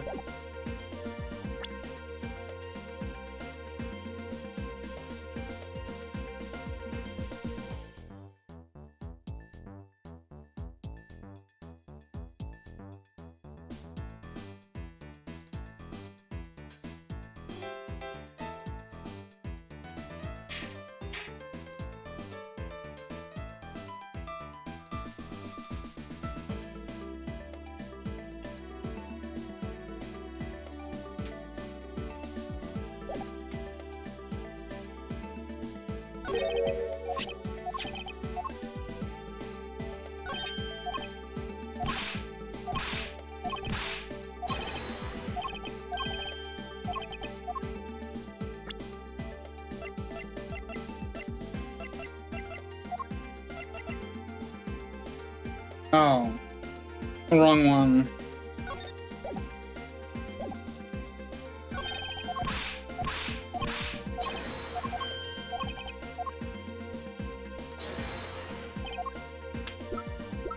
That? Eureka!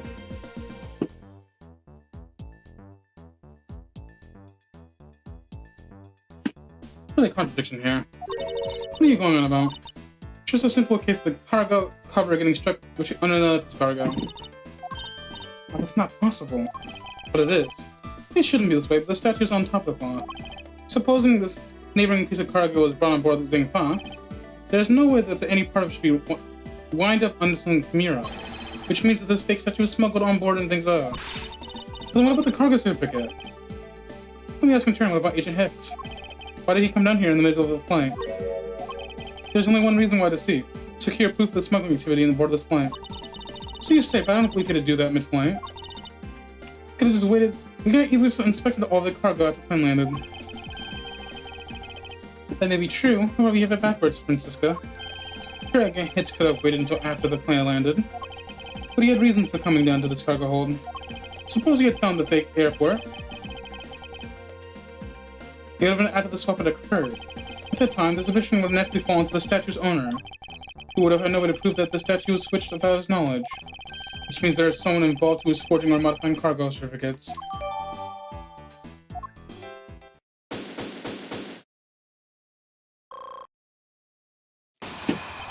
I'll have to make another thing for this.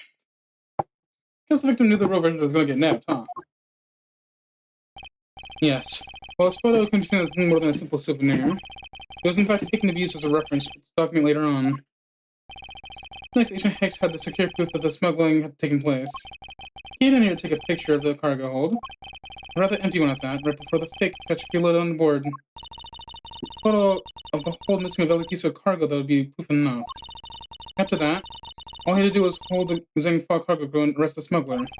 Exactly. This only goes to prove my theory.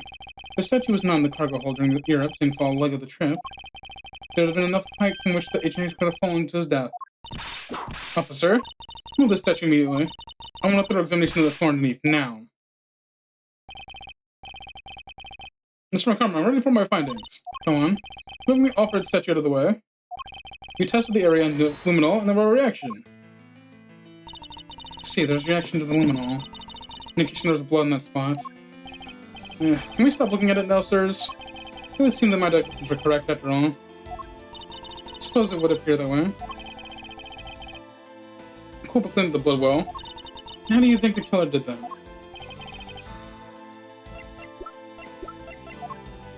Take that! The killer used the bloody cloth I found inside the suitcase to clean up the bloody mess. I see. They had a need to clean up all the blood before the plane landed in Zhengfa.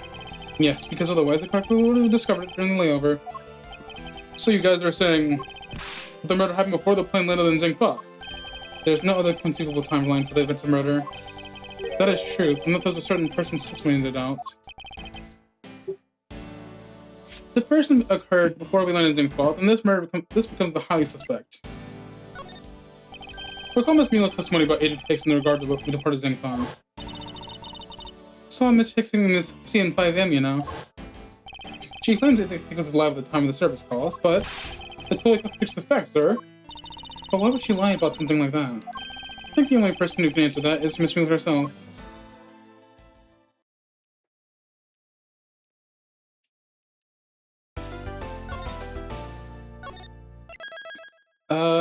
Give me like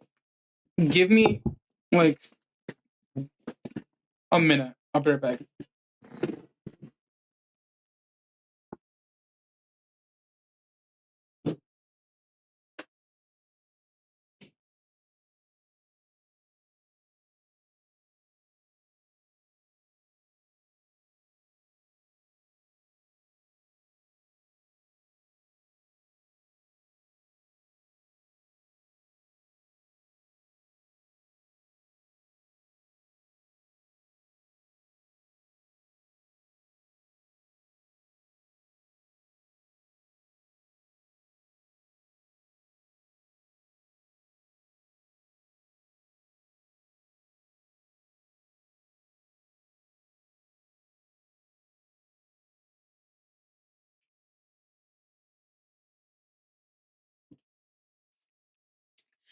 I'm back. Where else was the clown chowder?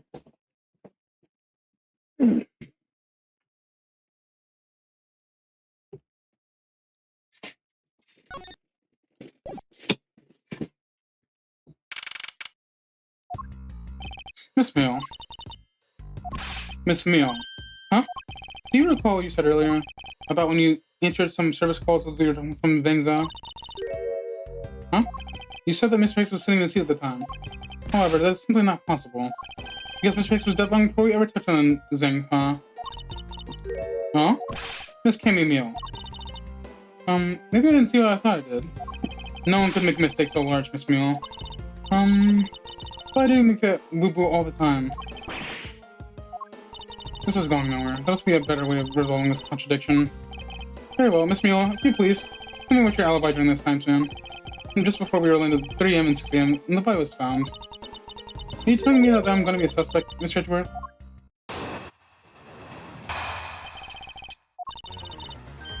Oh yeah. From 3 to 4, I was, in the flight attendant's room, by my lonesome self. Oh yeah. 5 to 6, I was, in the flight attendant's room all by myself. How's Mrs. Richter test me like that? Miss Mule, wake up. Huh. She falls asleep again. It's gonna only look her by pressing her.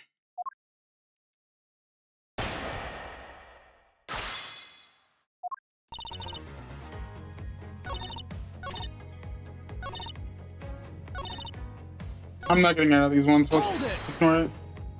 If I remember correctly, she was being served in the first class in the lounge between the hours of 3 and 4. Yeah, but that kind of stuff's run by Miss Rhoda. And what were you doing in the attendance room at the time? Eating and then having the most delicious dream? I mean, you're neglecting your duties. Anyway, sleeping is part of our job too, you know. Hold it! So you were alone the entire time, were you? Yeah, no one else ever even popped up their head and say hi.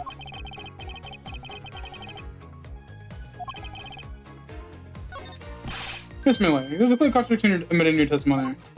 Huh? What are you talking about? It's not possible that you were alone in the lieutenant's room the whole time from 5 to 6.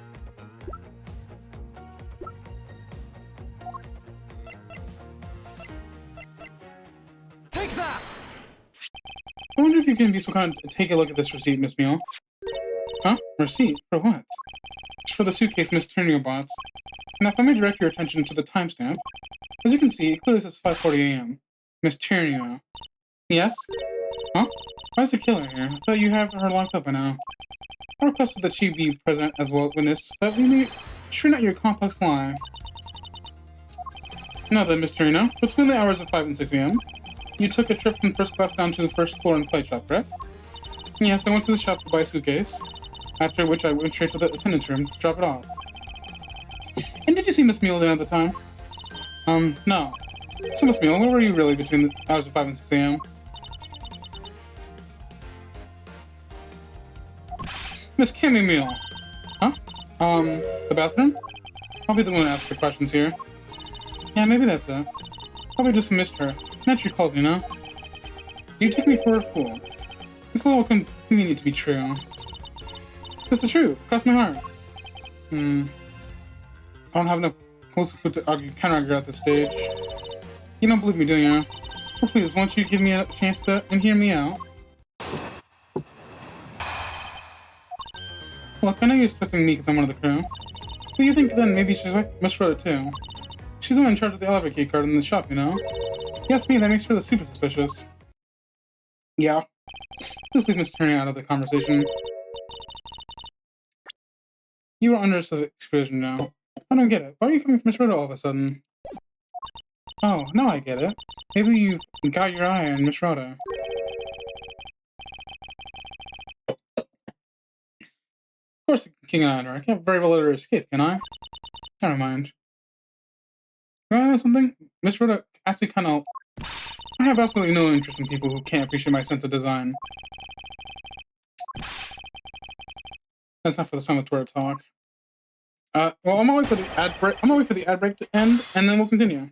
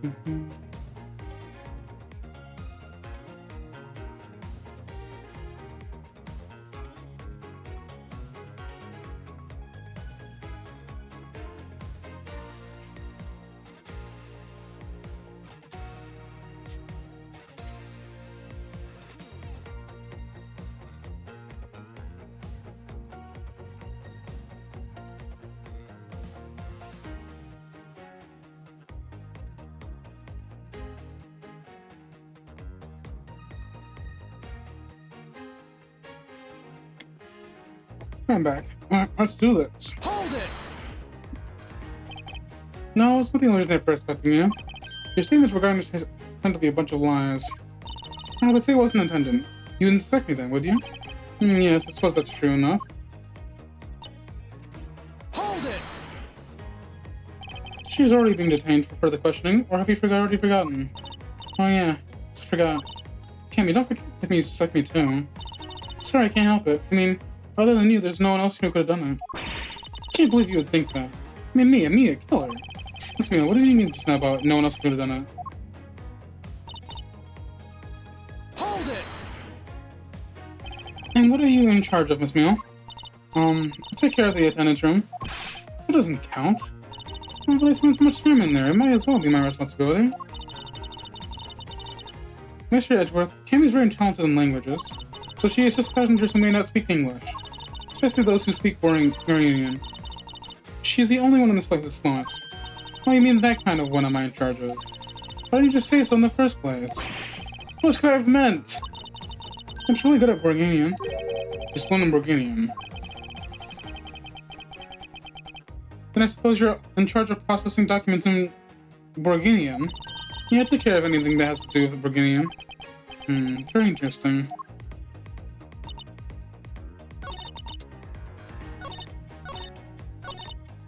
Hold it! Actually, your on-the-job behavior makes you super suspicious in my eyes. Huh? But why? While Miss Turney is busy with the passengers and all of her other duties, you have a lot of free time on your hands, thus providing you ample time to commit the crime. Objection! Miss Edgeworth, I demand you cease and desist this line of conjectural questioning. I won't allow you to bluff your way through this like a certain defense lawyer. Gee. But I do not honestly believe Miss Mila does any actual work aboard this flight. Well, that's not true, Mr. Edgeworth, although, well... Hold it! So what exactly do you do as the one in charge of some Borganian stuff? I do stuff like translate things from in and into Borganian. Cammy's the only member of the crew who understands Borganian, Mr. Edgeworth. Miss Mila, I take it that this is your job to process all of Borganian paperwork. Yeah. See, I totally pull my way around here. So it would appear. How should I ask for a few more details about her work and... Miss Mila, it's very unladylike of you to push suspicion onto someone else. That's not what I'm doing at all. I'm just saying that Miss Rhoda is very sus. There you go, pushing everything onto her again. I don't get what you're saying. Must be a really abstract conflict, huh? The only thing abstract here is the landscape inside your head.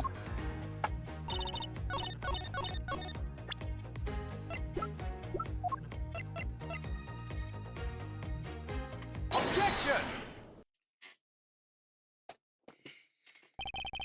So you were the only one on this flight who speaks Borganian. Is that correct? Oh, yeah, I guess so. I studied abroad in Borganian for a while. If that is the case, then the signature on this document belongs to you, doesn't it? This is a falsified piece of documentation with only one purpose: to lead anyone who reads it to believe that the official blank statue was loaded in Europe. The only person who could have either prepared or processed this document in Borganian is you, Miss Mila. Without your participation, the smuggling of the elephant could not have occurred. Just look while I'm putting my finger at you.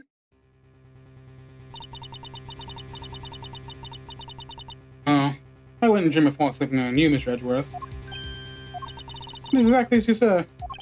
You confessing to having participated in the smuggling? No, far from it. It is true that I'm the one who signed off on that document, but you can't use that fact alone to make me your allegation of smuggling stick. I see there's life in your eyes now. There's no direct correlation after all. All you have is my signature on a piece of paper. Really. All you did was sign it. I neglected to check if the cargo had been loaded on the frame properly. So sorry about that. Seems that she's finally woken up. This is gonna be one tight fight. Suppose, and this is just a supposition, even if I was involved in the smuggling, you can't throw the charge of murder on me just like that. Objection! If you were involved in the smuggling, you'd have a strong motive to kill. Agent Higgs was in the middle of an investigation regarding the smuggling ring. And just when he was about to close in, he's killed by a member of that ring. Well, did you ever stop to think that maybe Rhoda is smuggling ring member? After all, unlike me, Rhoda has access to many things in this plane for work purposes. So perhaps there is some element of self-influence in this case. What are you talking about? Don't worry, I wasn't talking about you. I meant the killer. First it was myself, and now it's Miss Tuner's under the microscope. It seems to me that our killer is going to get great lengths to punish anyone they can. You have no proof that Rhoda is being set up, or that she isn't. Actually, I believe that she was indeed the intended target from the very beginning.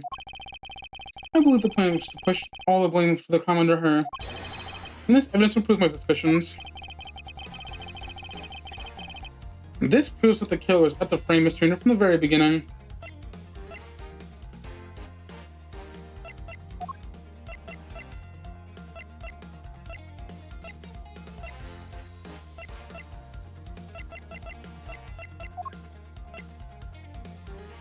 It's the piggy bank or the phone? I'm going piggy bank. Take that!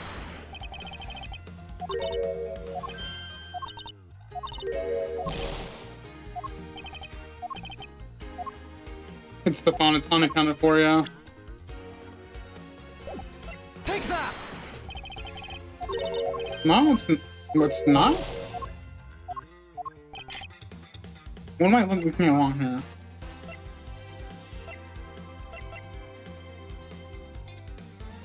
What am I missing here?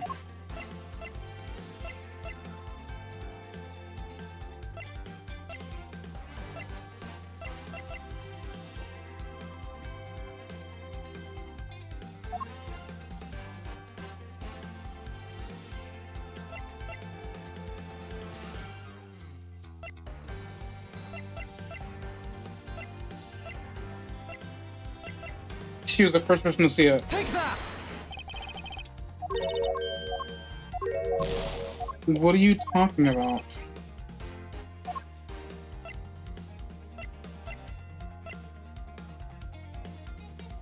Oh, the Take suitcase. that!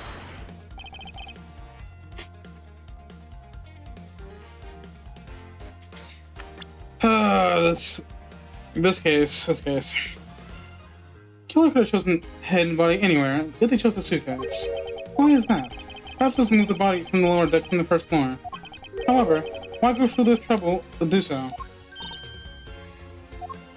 The only way all these actions make sense is if the killer had wanted to frame Miss Turner for the murder.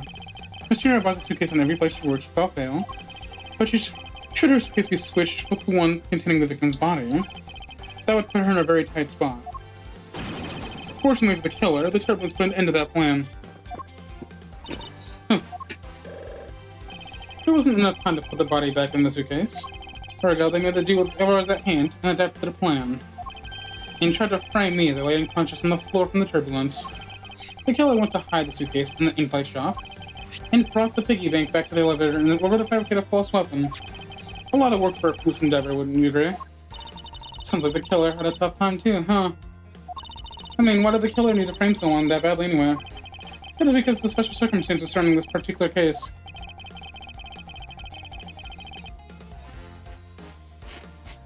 Special circumstance starts the killer frame someone? Who the murder victim was. The killer was at a loss what to do with Agent Hicks's body. But just as it happened, there was a bunch of empty suitcases nearby. Being a skinny man, the killer thought to put his body in the suitcase and hand it off. Even though the whole plan of was an elaborate coincidence? And that's not what I'm saying. You're wrong to do smart meaning, Miss Young. Okay, I'm wrong.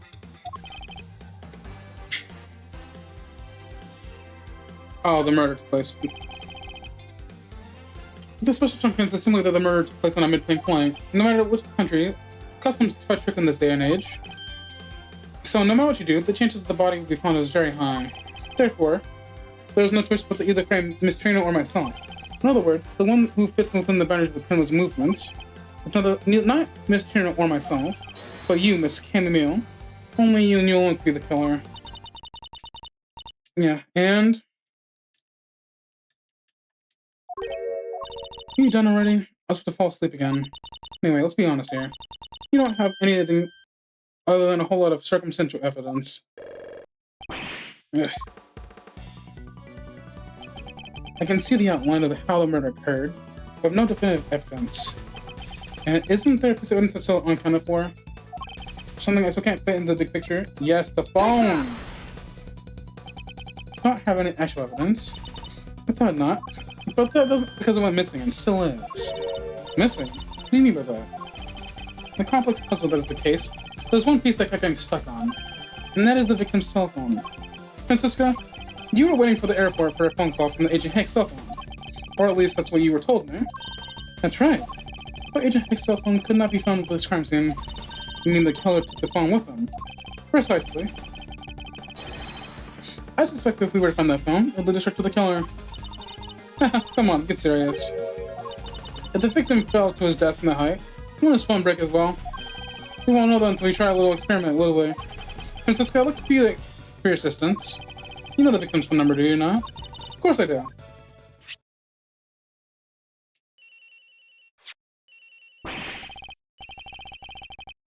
Agent Hicks' phone, it's ringing from somewhere, sir. I hear it, detective. Now, where is it coming from?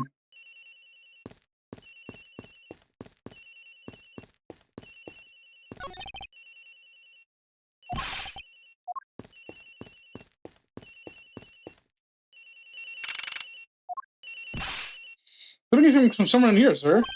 Leave notes unturned, detective. I'm sure we must find it.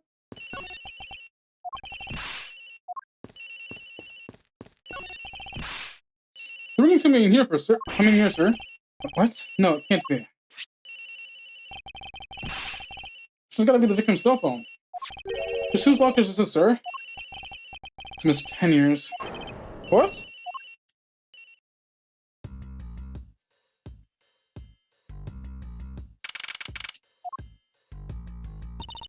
So much, Edgeworth. How'd it go? Where did you find the phone? Found it in the flight attendant's room. Miss Turner's locker. What? But, Rhoda Torino. I don't know anything about this phone. It wasn't me. It wasn't me. Miss Von Karma, wasn't it? I suggest you arrest Miss Rhoda Torino right away. Objection! Wait, I have a theory. This is related to the incident with the keycard. The killer went to steal the keycard. They conveniently stashed the cell phone in Miss Turner's locker at the same time. Objection! This is related to the keycard, alright? In the same way we have zero proof that the killer just did that. Yeah. The only voice that sings the truth is evidence. That is the one where we cannot ignore. What should I do? Francisco's worried. I can't offer baseless conjectures at this point.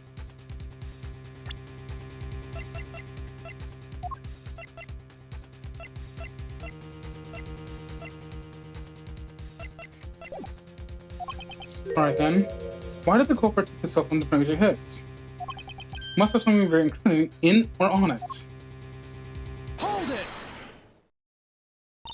But no, Miles Edgeworth. It's not over yet. We have yet to figure out why the killer took the phone. What? Inside this phone lies the final piece of incriminating evidence that will point us to our killer. We need to examine this phone in more detail. It's cracked, yeah? LCD is broken. The screen can't even place a call with this.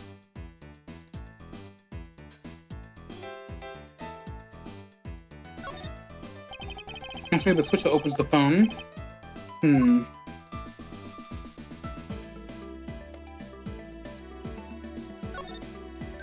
Ah, the camera lens. Come to think of it. Wonder. How exactly was Agent Hicks willing to reserve the crime scene was smuggling? Francisco, I need you to confirm something. This cell phone, can you take pictures? Sure, Edward. Can't believe you don't know about this kind of basic stuff, sir. This is a very similar model of my own. And mine can take photos just fine. Do you think Agent Hicks could have taken some pictures of this? In particular, pictures as evidence for a smuggling case? If so, I saw that there may be some very inconvenient photos in the first smuggler killer. Well, Ponzo, what's it up, sir? Even a super prosecutor can't repair a broken phone. Yeah, I'll find a way, don't worry about that. Maybe back to sleep now. Objection! The LCD screens are inside and outside are broken, that's for sure. But that's also reason enough to believe that the killer wasn't able to erase the data. What? What do you mean by that, Francisca? It looks like our killer isn't very familiar with electronics. The phone still rang when I called it, meaning that the phone's LCD screens... But only the LCD screens are broken. It's possible that the photos are still inside, waiting to be accessed. All we need to do is transfer the data to my phone. Francisco, your phone, if you please. Very well. Transferring. Or displaying it now. This is... Agent Hicks was most certainly trying to obtain some evidence for the smuggling case. Hey, the effort's nowhere in this place fixed, sir. But this is no meaningful piece of evidence in this murder case, right? Oh, she's right. There's not much we can find out from this alleged from the Agent Hicks killer, sir. This it? That's the end? There's nothing in this file we can use?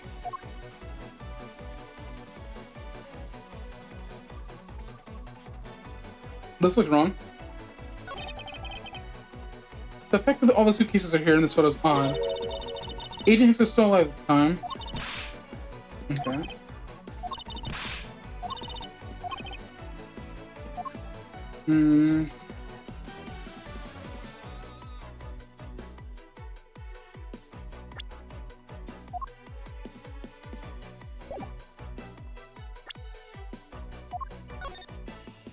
Bed sheets.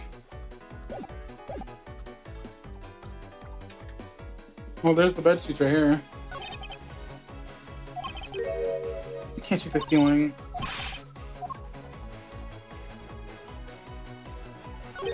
What's all this? Those aren't in here. Oh, those are the cargo ships from Borgen to Things Up. So the reason they aren't here now is because they were shoved up in Things Up. Mr. Blanc, can you tell me the contents of those boxes? Unfortunately, there's no English written on them anywhere. One cluster of boxes written in Borgenia. It says it's cloth in English. Pippi, where's the killer? Is this where the killer? Where's that scary face? Mr. Mail. Yes? It appears that Agent Hicks was no ordinary investigator. He left us with a piece of evidence, after all. A striking piece that will point out who the killer is.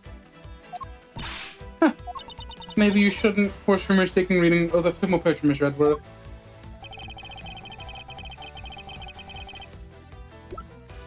It's this! The clock! What is that supposed to prove? The killer used this piece of cloth to wipe the blood and they had split. But there's one thing that bothered me this whole time. Where did it come from? And now I finally found my answer to this very photo. The cargo that was unloaded in things had cloth written on it. In Borginian, that is. And this is where the killer grabbed a piece of cloth and blood out with. That's right. The killer was someone who could read and understand Borginian. And the only criminal that fits the description is you, Miss Camille.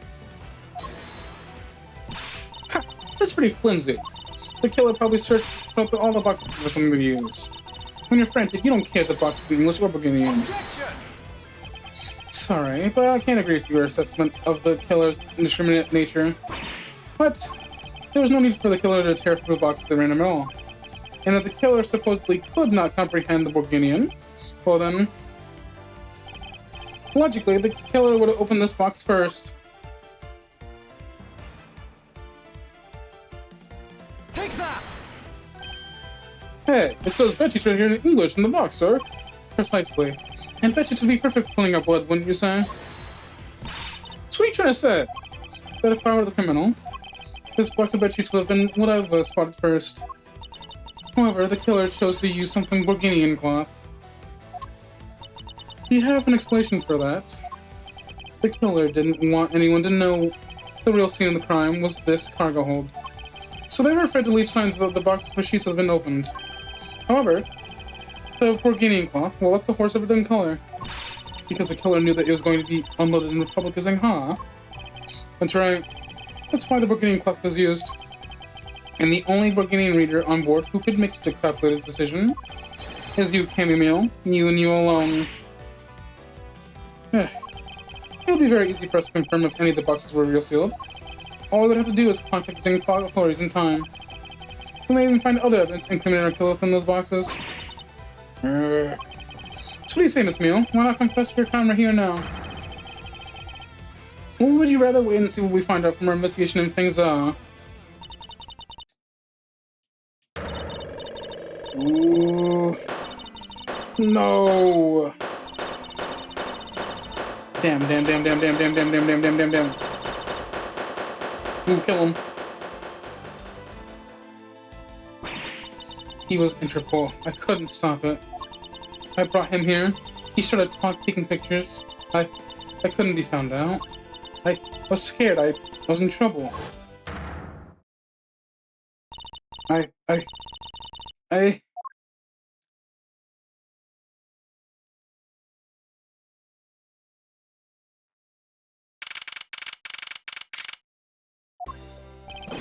We finished making all the arrangements to take the suspect in, sir.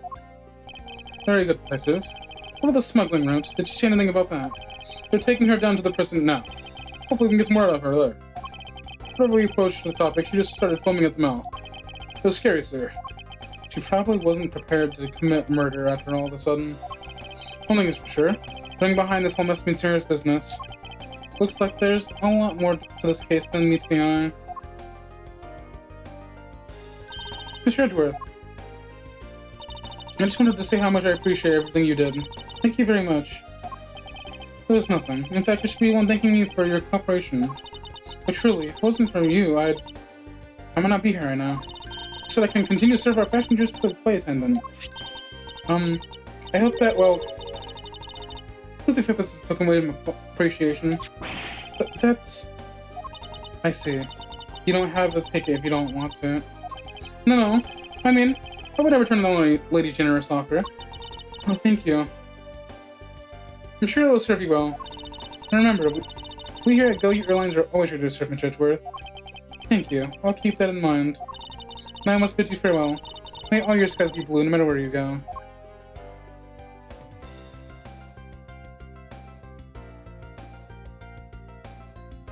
I can't believe we wound up investigating a whole day, sir. But boy, was it fun. Speak for yourself. My day was filled with earthquakes, elevators, and false charges. By the way, where's Francisca? She's following up some special paperwork for her departure. Departure? Yeah, Miss Von Karma's always really busy, sir. She's been flying from country to country to chase down some leads regarding her case. Detective? Can you cancel the car I had you reserve earlier? You got it, sir.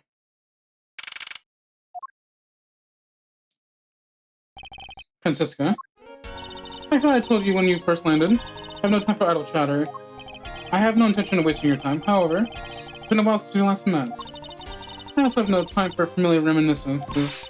So who do you think I am? You were Prosecutor von Karma, a very proud prosecutor, deserving of much respect. Until only a little while ago, I was but a wretched mutt who always losing to you. Dancing Harriet, living her life on the name and fame her invisible father built. True, your father, Manfred von Karma, didn't lose a single case for 40 years as a prosecutor. However, I wouldn't say he was invincible. What are you talking about? The group on Montreal is a little more troublesome than most. The smuggler we found this time was only one of silver of the big picture. Sounds dangerous assignment. You really don't worry. You really don't have to worry. I can take care of myself. Yes, I suppose you can. Plus, there's another agent on this case with me. Oh, another agent? He's a star among Interpol agents and has the highest successful offense rate. Who knows? You may even run into him on there. I was simply caught up in this one case. I hardly see whether we had crossed paths. Suppose. But I doubt he would say the same. I'm not following you. You'll understand soon enough. The fight has only just begun, Miles Edgeworth. I'll be back in this country soon enough. When I am, you can be sure I'll be paying you back in full.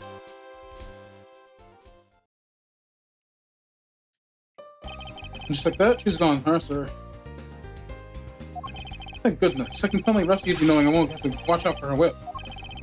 So come soon. I thank you for all your help and cooperation. Oh, it was nothing, sir. I was just happy to be able to work with you again. I think I'm gonna celebrate by adding a little extra salt to my instant noodles tonight.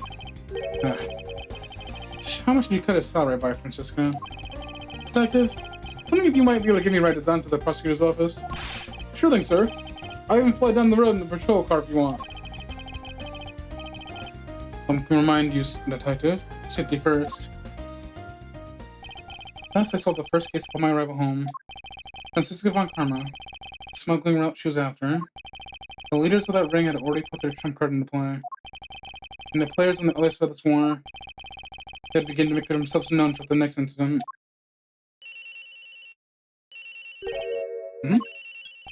Edgeworth speaking. Finally. I called who knows about how many times. I called who knows how many times earlier, but I couldn't get through. And you are? Have you forgotten my voice, Miles, my boy? Mr. Animo. Ernest Animo, correct? Oh, so you do remember me. I know it's rather sudden, but I can't ask this of anyone else. There's been an incident, Miles. My son, he's been kidnapped. Oh, Lord. Kidnapping case.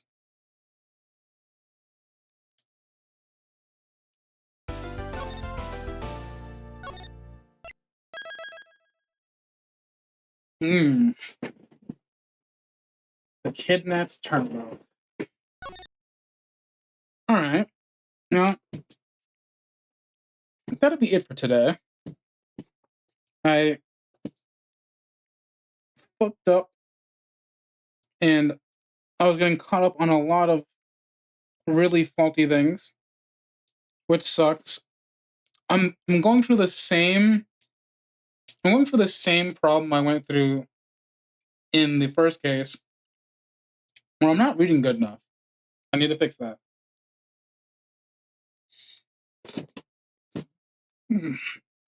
So than that, I'll be ending here, and then I'll be rating into a friend.